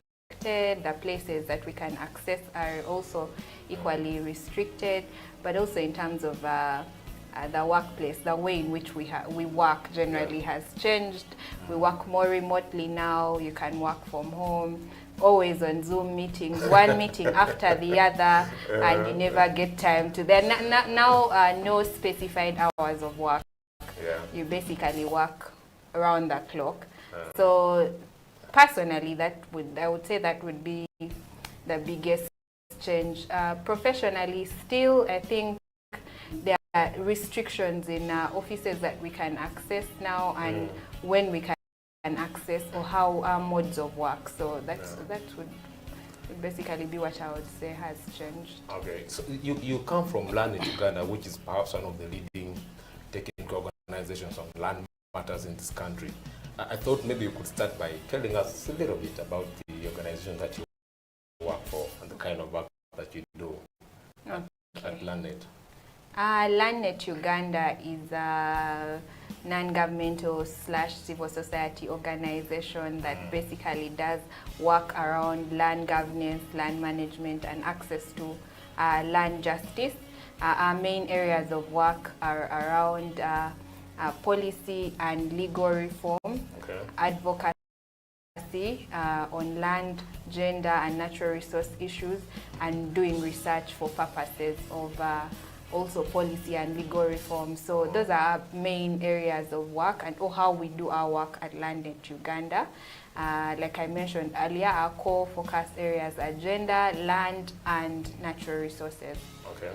And in terms of, talked about legal reform. So since this is You and the Law, I thought maybe you could just give us some sneak peek into some of the laws that you've been working on reforming in this country? Those perhaps you've already accomplished, or those that are in the works? Could you just... As Land Uganda? Yes, please. Okay, well, Land Uganda, together with the Women Land Rights Movement, spearheaded the reform of the Succession Act that is currently still undergoing reform. So they were key in mobilizing other organizations to come together and advocate for the reform of this law, because it directly affects issues around access and control of land as a resource, because inheritance is one of the forms in which land is transmitted. So it spearheaded efforts around advocacy, did a lot of research, produced issues papers, produced a policy paper around it, and a series of issues that issue papers dealing with direct issues or clauses within that particular law. So it also sponsored that bill in Parliament together with WOPA for it as a private members bill. WOPA is the Uganda Women Parliamentary Association. Okay. Then we also work together with the German embassy on the land acquisition bill. Yes. And very controversial area. Definitely, very, very controversial. And we brought key stakeholders together to try and brainstorm on what should be reflected within this law. What kind of law do we want to see, and what would work best for Ugandans? So those are the two main bills that we have worked on so far as Land Uganda. But we also look forward to the ongoing reforms that are allegedly on the way. We hope that we'll participate actively and be at the forefront of basically having a voice or having input into those processes. That's interesting, because I think the current term of office, the president has been very deliberate about the need for land reforms, and I hope you'll get the opportunity to be part of those spaces. So coming back to COVID-19, like talked about how it has, reconfigured the whole world and affected some of the fundamental rights that we have. And today we're specifically talking about land. And I thought we could start by sort of having an understanding of what actually, when you talk about land rights, what exactly are we talking about? Because I think sometimes it's easier to throw these words around, and we've not had the time to reflect on what actually this. Yes. So land and property rights are usually, say, encompassed together, because one is we could say a subset of the other. Land is a form of property that's passed on, but generally property ownership is structured on layers of social organization, and these are signified by various social phenomena, including cultural beliefs, legal institutions, social practices, and social relations. So these relations basically are what contribute to create land rights or influence what looks like. Basically the context. Yes, that the we live context in. of land rights. So it will be different for societies, but also different for different jurisdictions, because they are influenced by different legal frameworks. So, but generally, the interests usually created are around interests or rights to use, rights to own, rights to control, dispose, alienate, lease, sell, and things like that. So those are some of the components of what constitutes land rights. But even the concept of property can be traced back to Roman law, which basically introduced what property is and what possession is. So their understanding of property was, like in English law, what would amount to absolute ownership. Yes, and within absolute ownership, you had use rights, you had the rights to enjoy the fruits from that land, and then you had the rights So to if dispose you of. grow your matoke, Exactly. you have the right to. Yes, to benefit from that plant. Whatever is grown on that land will be for your benefit as the person with absolute property rights, so absolute ownership. Yes. Okay, and those things sort of you're explaining, I believe should have some legal backing. Some wondering. So when you talk about land rights, exactly, is there a law that specifies what those rights are that you're explaining about using or owning, controlling? Okay, so land as a human right has not yet been explicitly codified within international instruments as a human right, or recognized as a it just exists in the air. Human right. So you won't find say a soft law instrument that specifically speaks to the right to land or the human right of Isn't land. that sad? Well, it is, because there are very many valid arguments for why land as a human right should be long-standing and not encompassed or seen as a transient right to obtain or enjoy other rights. So it's linked closely to the right to food, the right to housing, the right to an adequate standard of living, the right to cultural and social, to enjoy cultural and social beliefs. So within those particular frameworks, they recognize that it's important to have land as a component, or to recognize its centrality in being able to enjoy those particular rights. Okay, let's go for a break at this point, and then when we get back, we'll sort of build on that conversation. Viewers, you're watching You and the Law, the COVID edition, and today we're discussing the impacts of COVID-19 on land and property rights here in Uganda, and we're joined by Rebecca Tayo from Land Uganda. Let's go for a break. We'll be right back.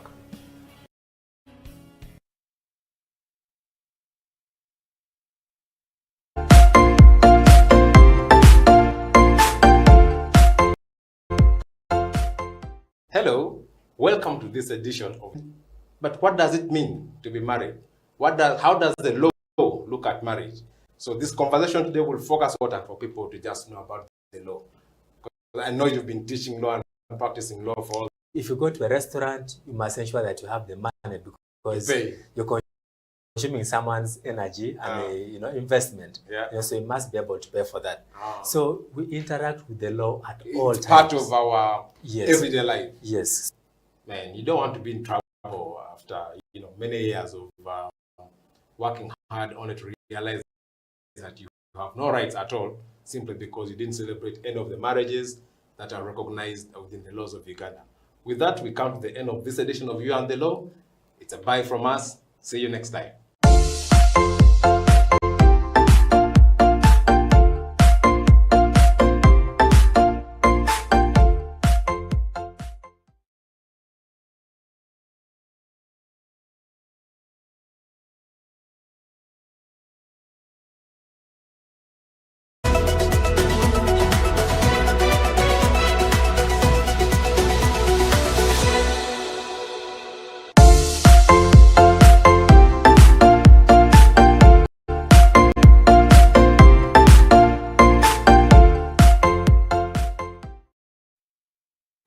Welcome back. You're watching You and the Law, the COVID edition, here on House of Talent Television, proudly brought to you by Legal Hub Uganda in partnership with I4C Africa Hub. And today we're discussing the impacts of COVID-19 on human rights here in Uganda, and specifically on the right to land and the right to property. So, Rebecca, before the break, we were talking about how understanding the law, the legal framework around property rights, and you were sort of giving us the international angle.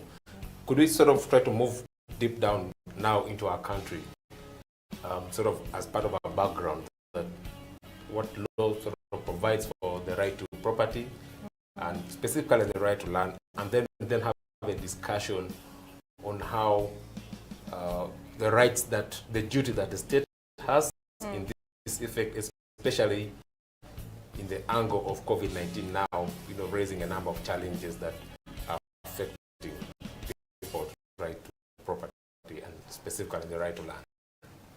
Okay, so particularly for our national context, we'll start with Article 237 of the Constitution that recognizes land is owned by the citizens of Uganda according to the 4 tenure systems.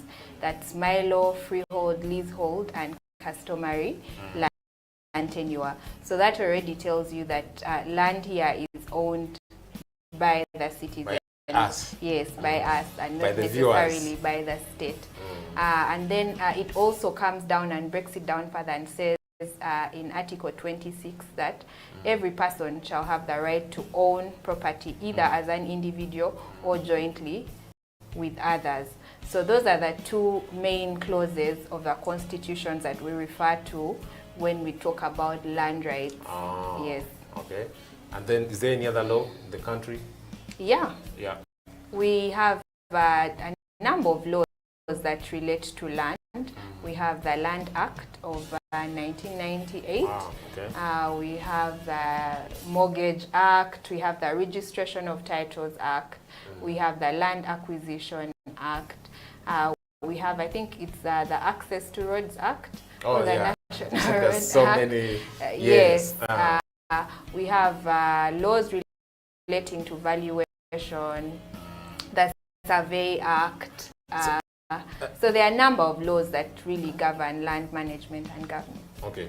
So then looking at land as a human right, under the law, the state has given specific obligations on how to protect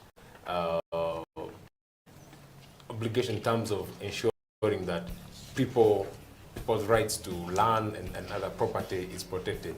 So I'm wondering, what does that practically mean from the angle of land? And then we'll try to see how that has worked in these COVID times.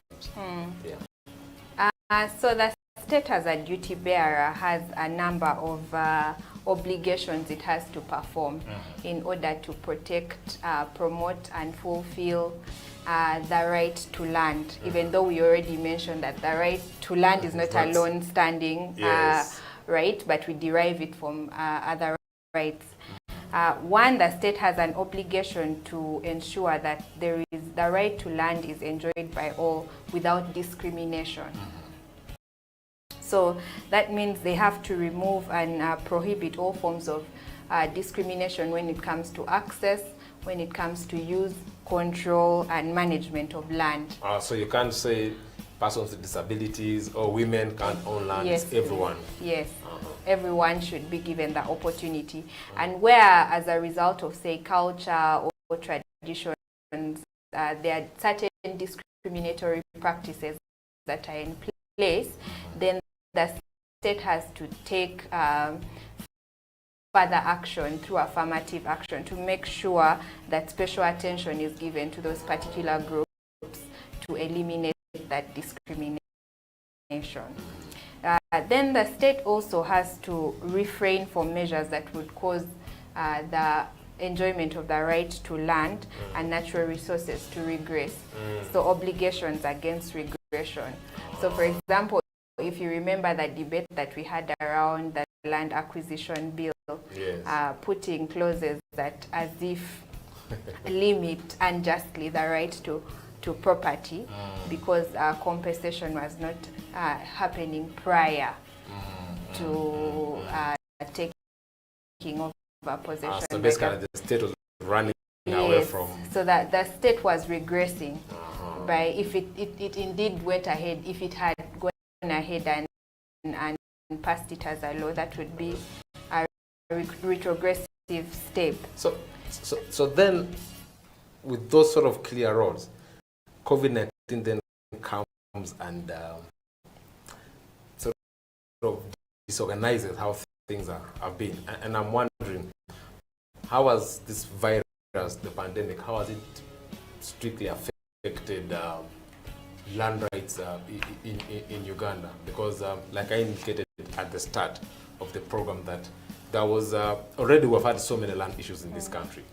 So COVID-19 just basically came and sort of worsened the situation.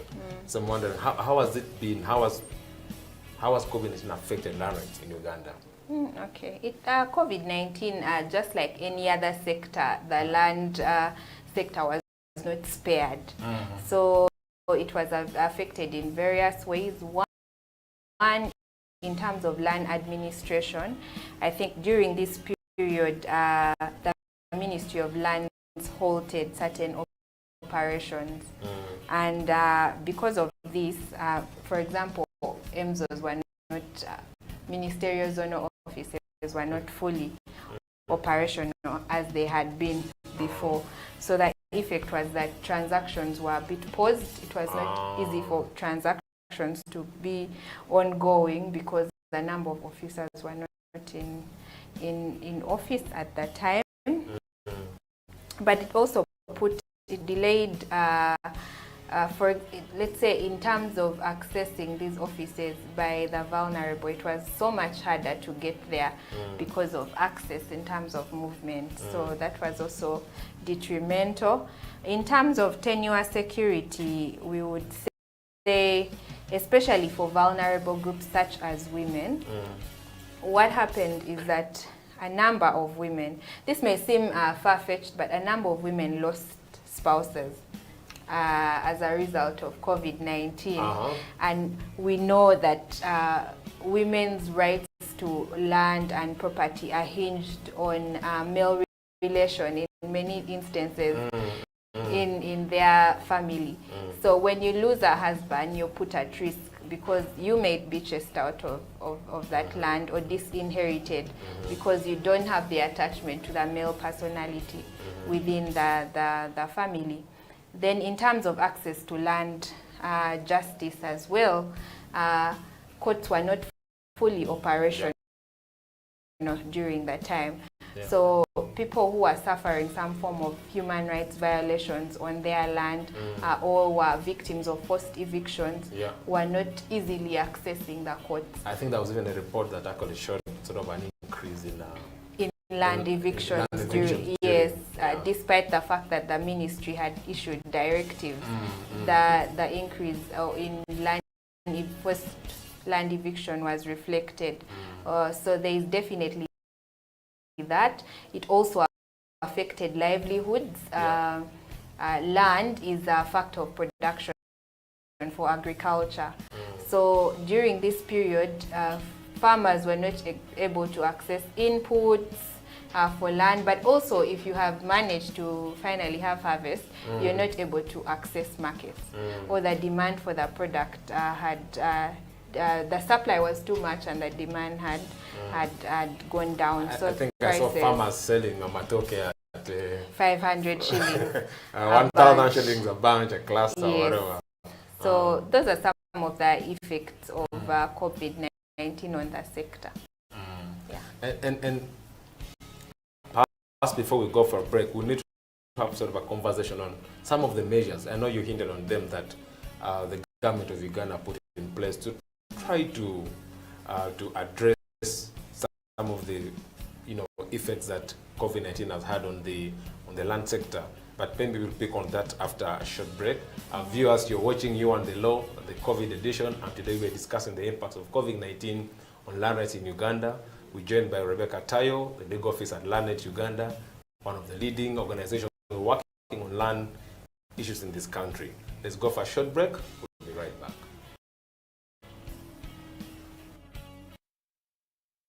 Then you spread the love. Yeah, so how have you been? Well, I've been great. Yeah, we're coming in from 42 days of a lockdown. How has it been on your end?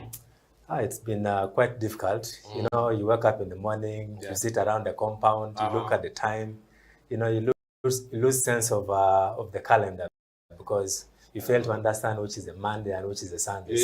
You're even lucky that you have a compound. Some people live in one-bedroom houses and have nothing to look except their iron sheets. Yeah, sure. So and really, you're our first guest really on this program. And why do you think it's sort of important for people to just know about the law? Because I know you've been teaching law and practicing law for all these years. Yes. Well, thank you. When it comes to the law, we basically live the law, on a day-to-day basis, Whether it is in your bedroom, there is a law that governs it. If you're married, for example, even if you're single, there could be something touching on the law, because you might be in your bedroom with an underage girl, or you might be with another person's wife. You know, all the things are the law. You know, when you jump on a border, there is law. When you're driving, we're talking about traffic. You know, if you go to a restaurant, you must ensure that you have the money, because you're consuming someone's energy and investment. You know, so you must be able to pay for that. So we interact with the law at all times. It's part of our everyday life. Yes. Man, you don't want to be in trouble after many years of working hard only to realize that you have no rights at all, simply because you didn't celebrate any of the marriages that are recognized within the laws of Uganda. With that, we come to the end of this edition of You and the Law. It's a bye from us. See you next time.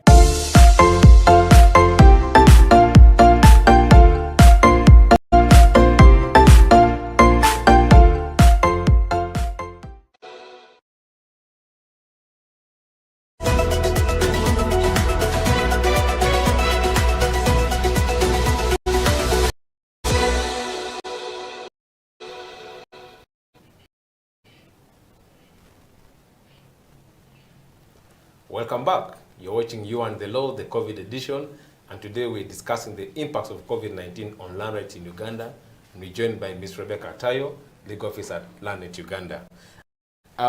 Rebecca, before we went for a break, we started this conversation around the measure that government of Uganda put in place to try to protect land rights amidst, an unforgiving pandemic that COVID-19 has been. And so I thought maybe we could pick on the conversation from there. What are some of the things that government of Uganda, through the Ministry of Lands and other organizations, do to try to protect people amidst, such a trying time?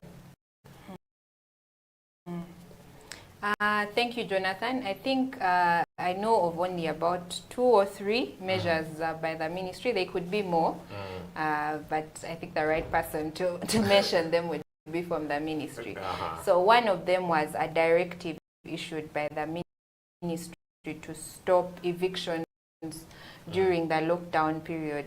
I think the ministry even went further to have discussions with the judiciary on these evictions and eviction notices, and a practice directive was issued by the Chief Justice to also hold evictions during this period. And then where they were not, it was not possible to hold them, these evictions were to be verified by the courts that issued them before they could be executed.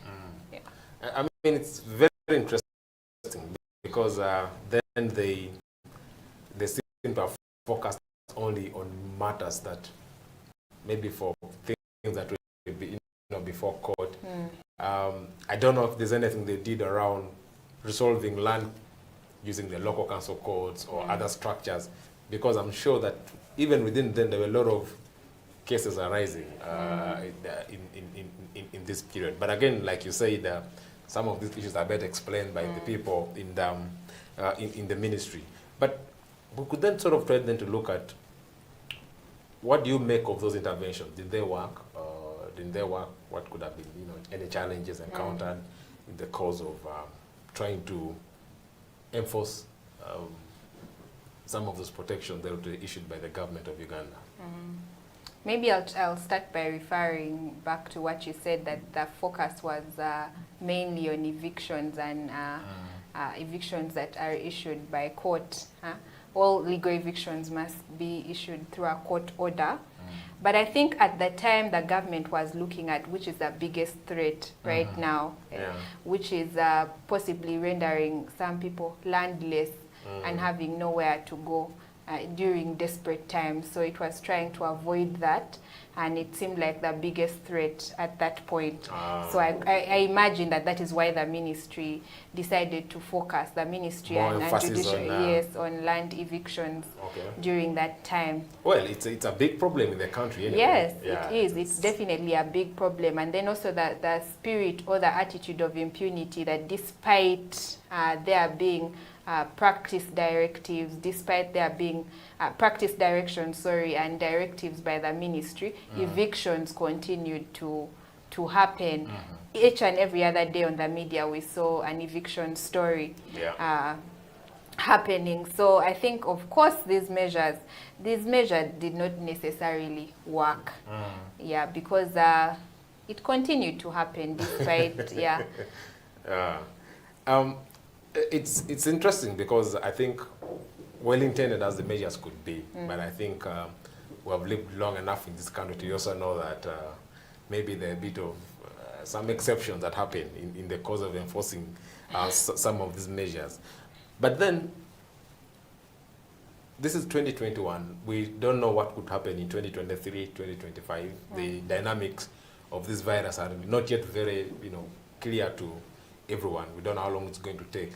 But we're wondering if we found ourselves in a situation like this, perhaps in another 5 or 10 years, what could be sort of your ideas around measures for protecting land rights in difficult times like the ones that we find ourselves in at the moment? Because it not be a pandemic, it could be something else, but something that disorganizes our normal lives. I'd say it's important for, say, the state as a duty bearer to recognize, first of all, view land as a human right. So put first, before anything, instead of viewing land as a possible commodity and financial asset, and viewing it mainly through the lens of investment and production, and an aid to economic development, view land as a human right. As an entitlement. Yes, and basically what you're doing by doing that, what you're trying to achieve by doing that is to put before anything else people's needs on land, people's aspirations when it comes to land, putting first people's livelihoods, because then you recognize the centrality in land, in having a dignified and self-sustaining and self-determined community. So it's important for them to look at land rights from that angle in order to have their priorities right. It's an interesting angle to look at it, because I think the lens through which our government always operates is to see this as a tool for development and not something that people should have as a right, much as there's sort of that recognition of land rights as a right. But I thought that perhaps we could try to explain further, expound on the roles of the state, because you indicated at the start that land rights are human rights, and the state has very many obligations in this area, and I thought maybe you wanted to expound on those areas again as part of our way of also thinking of a way forward.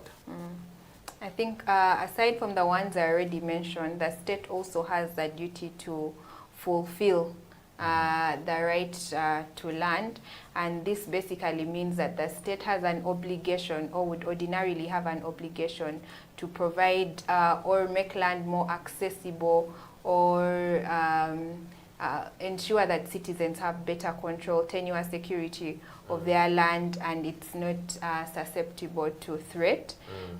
So even for landless communities, it's important that the government provides land because of what it signifies. That means they'll have food security. That means they'll have access to some form of livelihood. So I think government has done that, especially of ensuring that this right is not threatened. Some people argue that some individuals could be different to distinguish from a duty bearer. I don't know what you think. Well, I don't want to speculate, but Yeah. it seems to be the case. That's true.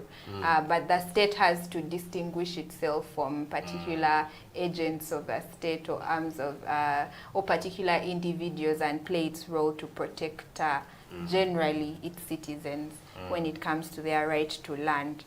Then it also has, I think we talked about protection, we've talked about fulfillment, we talked about restraining from retrogression, also promote this right or promote the right to land.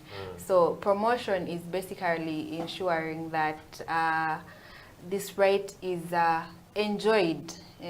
Citizens are able to enjoy their land, facilitating transactions in a seamless and easeless manner, ensuring that there is a security of tenure, both for people with titled land and non-titled land. For us, the customary land owners, among other we things. own our land through stories. Exactly. That, you know, I inherited Yes. from my father, and my father got from his father, Yes.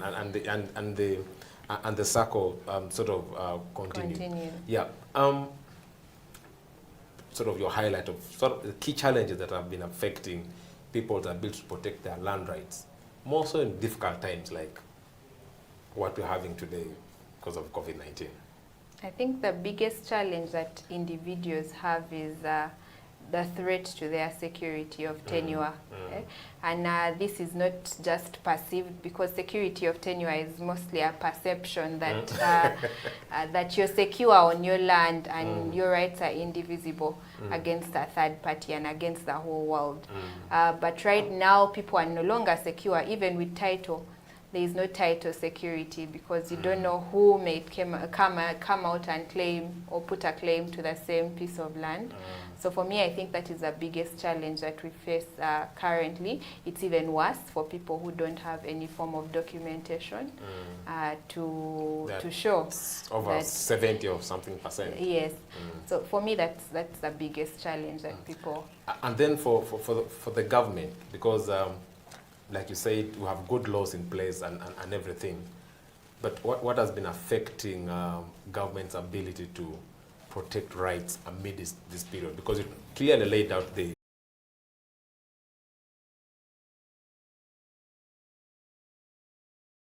they're able to deliver on their mandate when it comes to protection of human rights.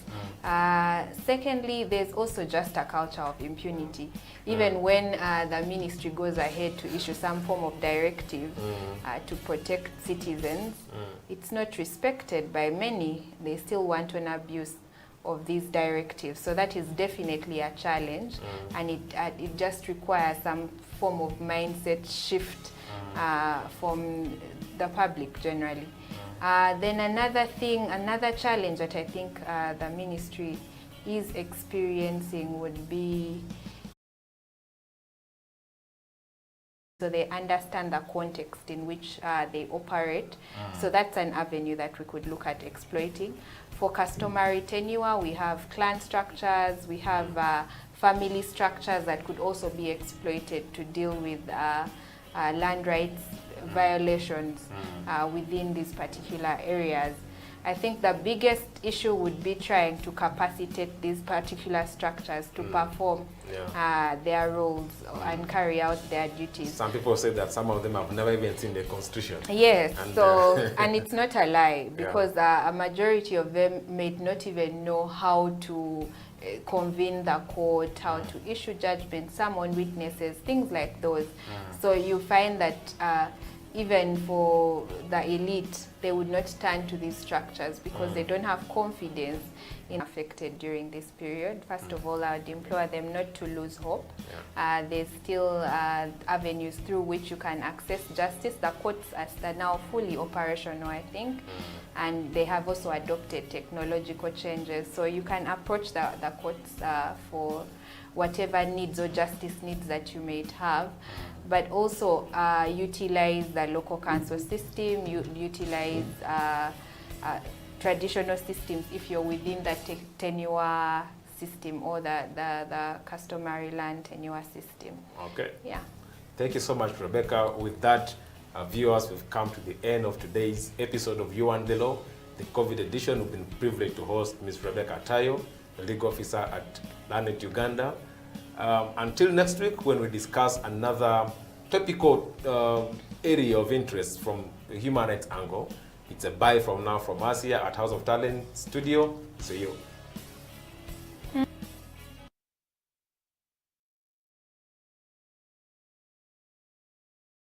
COVID-19 came and disorganized our economy, brought our health system to its knees, and along the way, affected our rights significantly. This is You and the Law, the COVID edition here on House of Talent Television. My name is Jonathan Ochom, your host.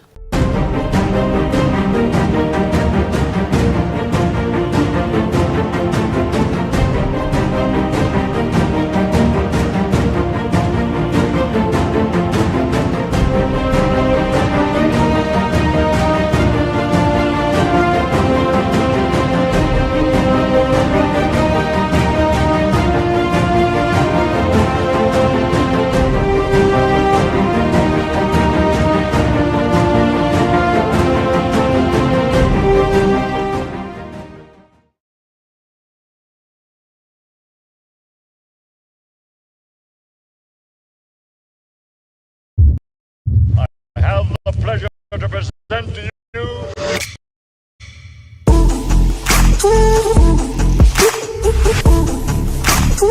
KCCA has taken a number of steps to address this sanitation challenge, which include, but not limited to the following: the setup,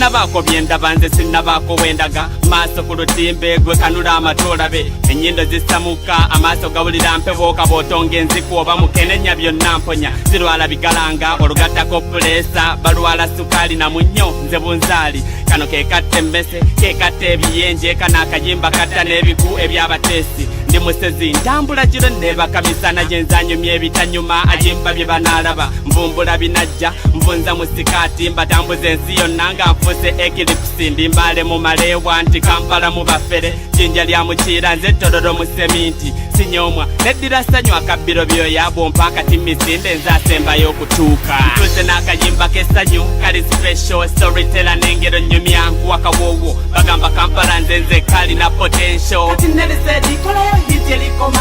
ntuuze n'akayimba k'essanyu kali special storyteller n'engero nnyumya nkuwa kawoowo bagamba Kampala nze kali na potential commercialization ibisange ku station nazalibwa kuba nze byemmanyi nkuwa education nakyo born killer nsanga mu sitenseni bwentugantuga barapa bonneno tension tebandoga nzibyesho nze siwanda muliro tebanyiganako nsambye mike evumbeera stocks nzisudde eri kondomu nzisambye eri nzadde rapu omu Kampala leeta pampa gamba kwesto neibura tibebase nnyo omuzukulu azadde balongo mu jeno twalule gamba zalya nkuba nnyo Juliana akuze nnyo gamba endiza ya luzinda ng'emyaka tegigenda tuli Kampala mu bwengula minibazi twambula banaatera kutugaana kuzaala mbujjaamu aweze amata tunywa gambuzi oluusi bakamannume tumwongere ekisanje kiddako tunywe ku gente ntuuze n'akayimba k'essanyu kali special storyteller n'engero nnyumya nkuwa kawoowo bagamba Kampala nze kali na potential ntuuze n'akayimba k'essanyu kali special storyteller n'engero nnyumya nkuwa kawoowo bagamba Kampala nze kali na potential emyaka giba gitandika nze nyongera kulukuta nina sitole z'okutandika ssebo okutaputa amannya Nelson Saint kuba kugattako nze yasikira ab'ennamugongo nga babokyezza ndi mutume natumibwa kuba abakalimputtu mu Buganda bamanyiko kimusoza masowaani nsokanga kulyate nenaaba olw'engalo bakabasajja banneesi bakona gye nakoowa sigenda sikoowa sigejja nkyusa nekkala abasiima ogenze valuvalu mu hapo vipi sema tubeera tuddamu nti hapo saawa nze kanzire Dar es Salaam twogera ebisingawo ntuuze n'akayimba k'essanyu kali special storyteller n'engero nnyumya nkuwa kawoowo bagamba Kampala nze kali na potential ntuuze n'akayimba k'essanyu kali special storyteller n'engero nnyumya nkuwa kawoowo bagamba Kampala nze kali na potential yes nze mbongera buwoowo anti-commercialization omulondo n'engero kakubidde wano kakubidde waffe kakubidde eno Saint Nelson kikola sense nnyo neera neeno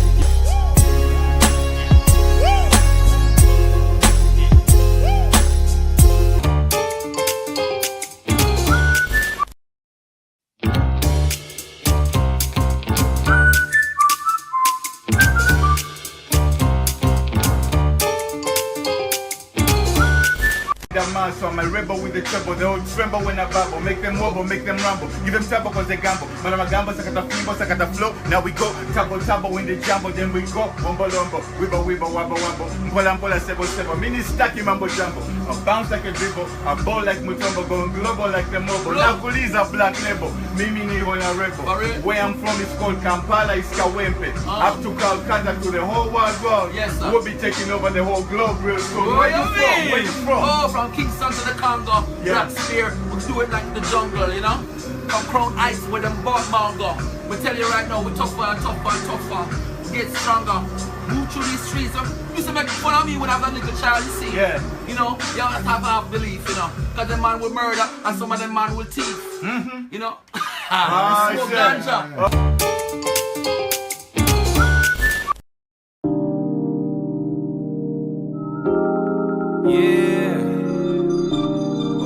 Elijah Tucker, Sylvester Ne Abrams. In my movies, my life got myself all day today. No bad mind, but positivity. Humbleness to myself. A smile to make myself look fresh. Think better, big, bigger and biggest. Sweet vibes well equalized. Only times when I'm rolling down. Kampala streets uptown, downtown. Hustle mpola. Mo magazine afatanga nkola. Nasikiriza ne bafala. Just buka kamute mulina malala. Kwebera poa, tobabusa kola bibyo. Just poa. Kwebera poa, tobabusa kola bibyo. Just poa.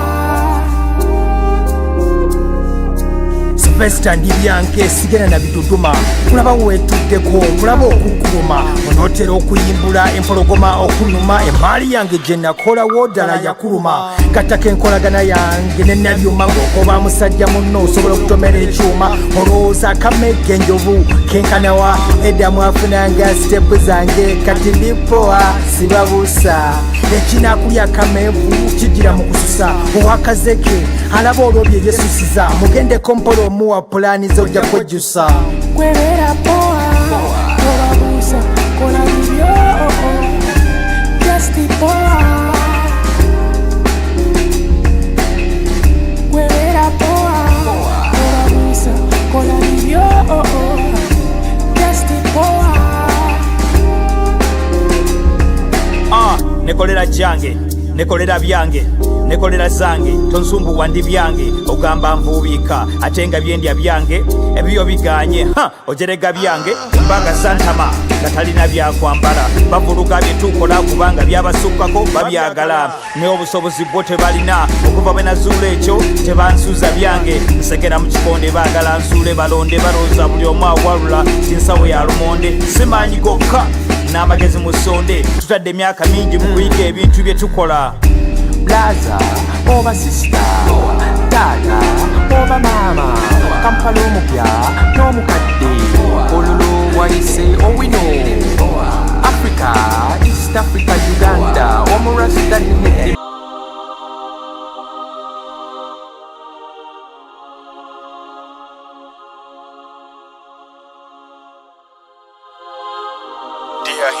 yali asibye ebiswayiri nga line ziri straight yali avasiga graffiti ku ngalo kwaliko paint lwe nasooka okulaba hip hop gwali mwaka gwa 78 nali siraba nga muwala nga juza figure 8 ebbina lye lyali ddene eyo ye yali bait nasooka naŋŋamba nti no 2 times 8 yali ayagala mukubire mu 16 bars eziri tight naye mwana ebiseera ebyo nange nali nkyali fala rhyme gye nasooka okukuba n'agiziimuula nali nkyayavula ibro n'amutwala questo ye n'alyoka amufuula omukyala namusanga akisinga Sylvester ne Abrams ku DV8 babaluku navyo n'abataka balinga babaabe namwegomba z'okulaba lyrical G ku no end Lumix ye yamuleetanga entinda ku weekend yala slike milka be balinga ba girlfriend be nze ne mulekwa back in the day had no money to spend namuweereza kasoda nanga akimanye nti gyendi ani yali amanyi tulibeera together in the end BFE yatandika okufuna platinum checks nandaga ba queen ba P-Tech ne ba president yangamba mbulire stories aba ghetto residents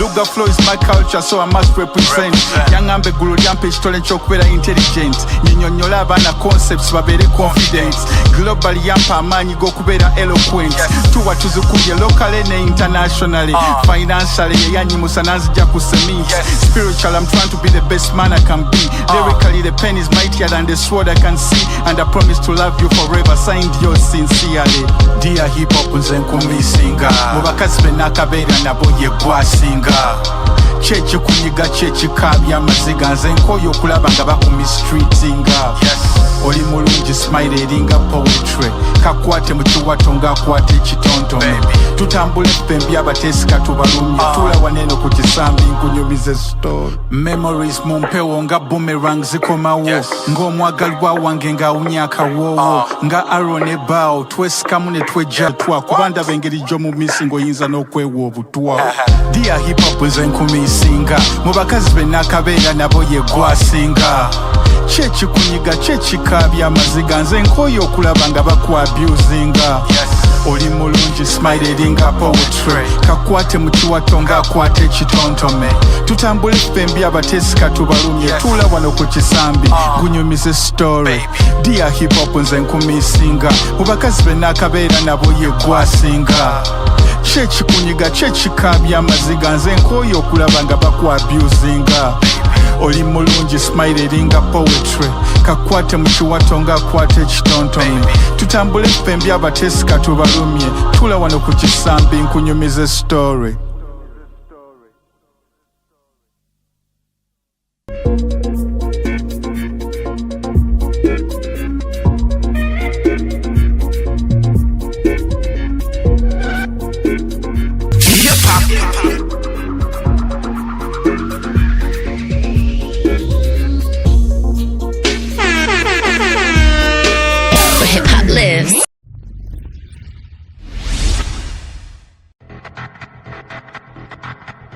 Yeah. Sky's MC.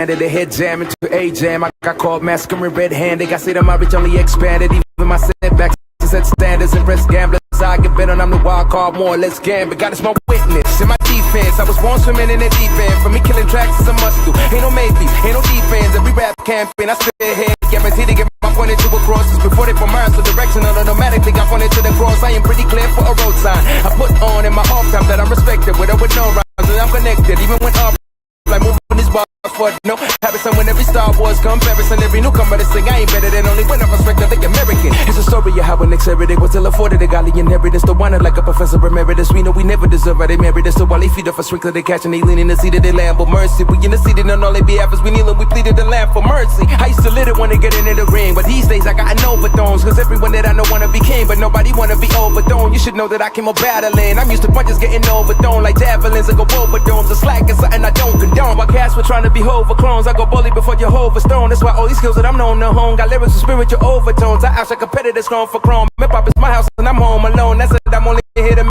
make sense of visions of messages. Echoes across the globe. So hands in the air if you got the God DNA. God DNA. Hands in the air if you got the God DNA. God DNA. Hands in the air if you got the God DNA. You ready? God DNA. Yeah. God DNA. Hands in the air if you got the God DNA. Hands in the air if you got that God DNA.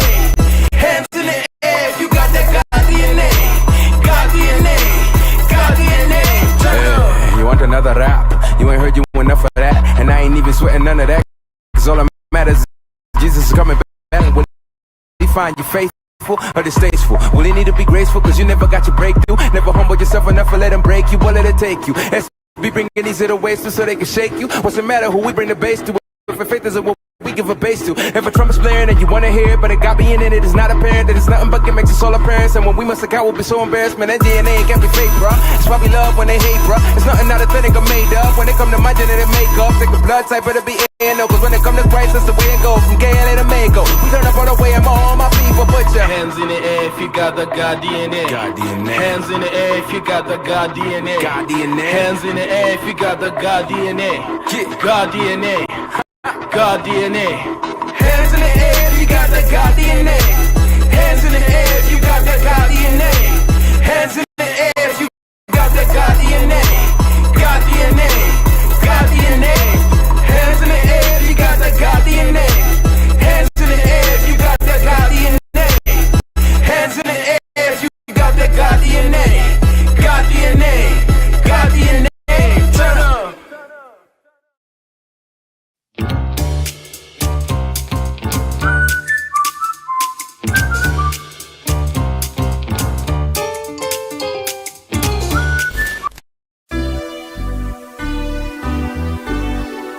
R.I.P. moms. Yeah, never forget you. Yeah, and for everybody else that we lost, everybody that we love. In the rain, life hanging by a thread, about to fade away. All hope is gone when all is lost. Miss you, but I know life must go on. Never knew pain when you caught up in the rain, life hanging by a thread, about to fade away. All hope is gone when all is lost. Miss you, but I know life must go on. Been a couple things going through my head. Time's getting hard, somehow I gotta maintain. There'll be a lot of pain if I get caught up in the rain. Will I be the same? Will I be ready for the change? My heart is aching, I'm anxiously waiting. Time don't fail me while I'm anticipating. What am I saying? I'm not mistaken. Gotta pull myself up before I start fading. Listen, all alone in this cold, cold world. I'm on my own in a zone where there's nowhere to turn. Life must go on. Living in pain, when you're caught up in the rain. Life hanging by its way, fight to fade away. All hope is gone, when all is lost. Miss you, but I know life must go on.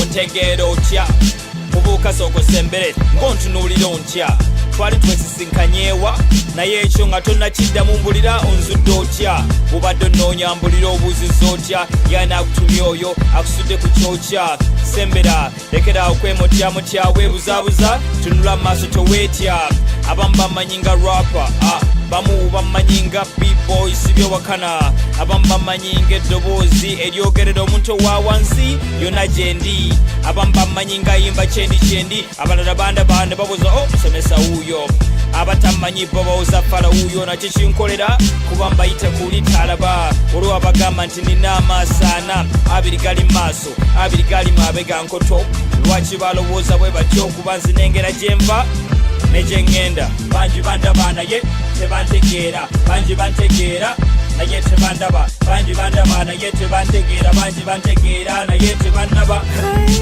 banji bandaba naye tebantegeera banji bantegeera naye tebandaba banji bandaba naye tebantegeera banji bantegeera naye tebandaba abafere bantya bwe bandaba bo tebaddamu kucacyanca bakirako bingubiridde mu kyenkya anti ndi mubufu obukodyo nina nkuyanja bategera waggulu nempita wansi ne banteeka ku kkono nempita ku ddyo mbaleka basembye kya bulijjo obukodyo bwe gaba mazzi ewange yeewali ensulo ewange gyensulo olumu onoonya n'ombula olumu nsula nkola olumu nsiba ntabaalira ekumpi n'ewala sinti mbeewala mirimu gyenkola gyanfula natalabika ninga mazzi gansuwa banji bandaba naye tebantegeera banji bantegeera naye tebandaba banji bandaba naye tebantegeera banji bantegeera naye tebandaba banji bandaba naye tebantegeera banji bantegeera naye tebandaba banji bandaba naye tebantegeera banji bantegeera naye tebandaba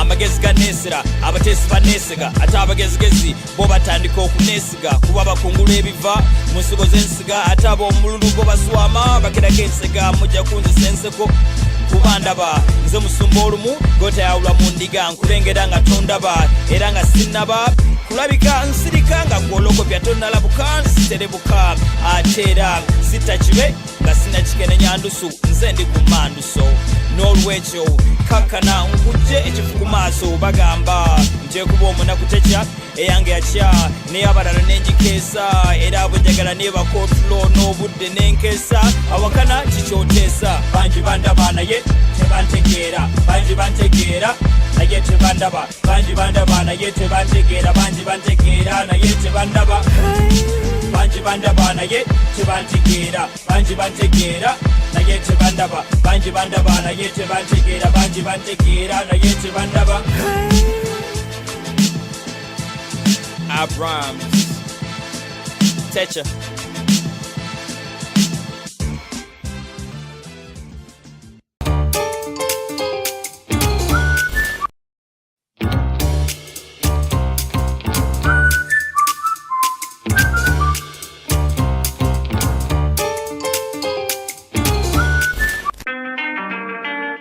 Narcissus on the beat. Sylvester Kabombo. Yeah. Amalala gakube chigwo. Amalala gakube chigwo. Enume ye chigwo. Yeah.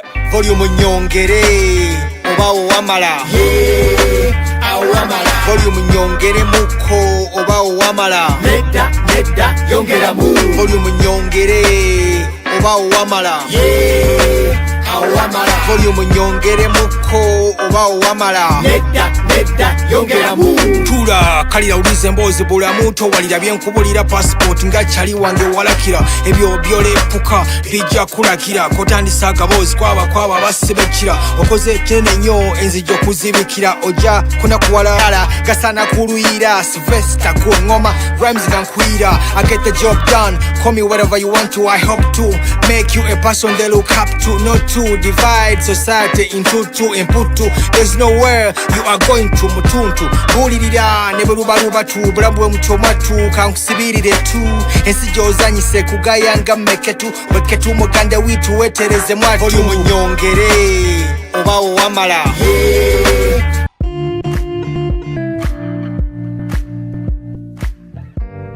Me, I keep saying I have a foot amongst the millennials. Yeah. And I understand the traditionalists. Okay. There's a song in the 60s, by the way, and in the 90s, 70s, where they're like, parents don't understand. Remember Prince? Yes. Prince.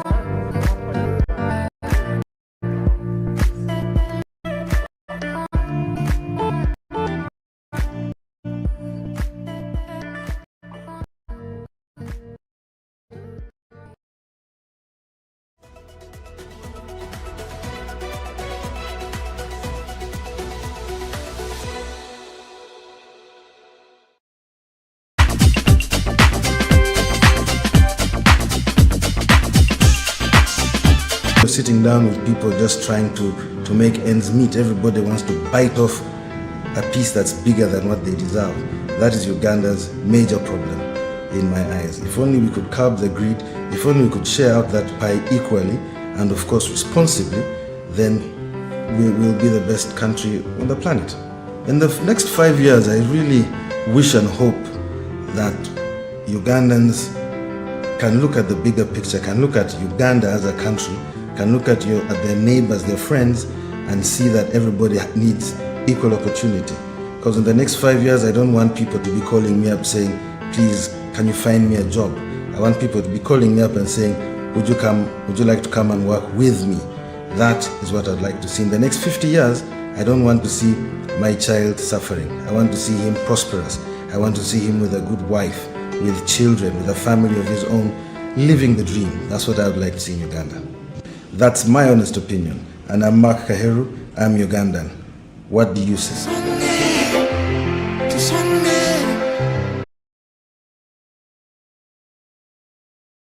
Call it Facebook, it's Bookface.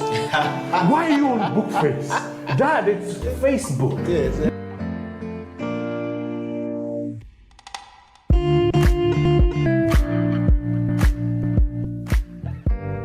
Me, I keep saying I have a foot amongst the millennials. Yeah. And I understand the traditionalists. Okay. There's a song in the 60s, by the way, and in the 90s, 70s, where they're like, parents don't understand. Yes. Remember Prince? Yes. Prince.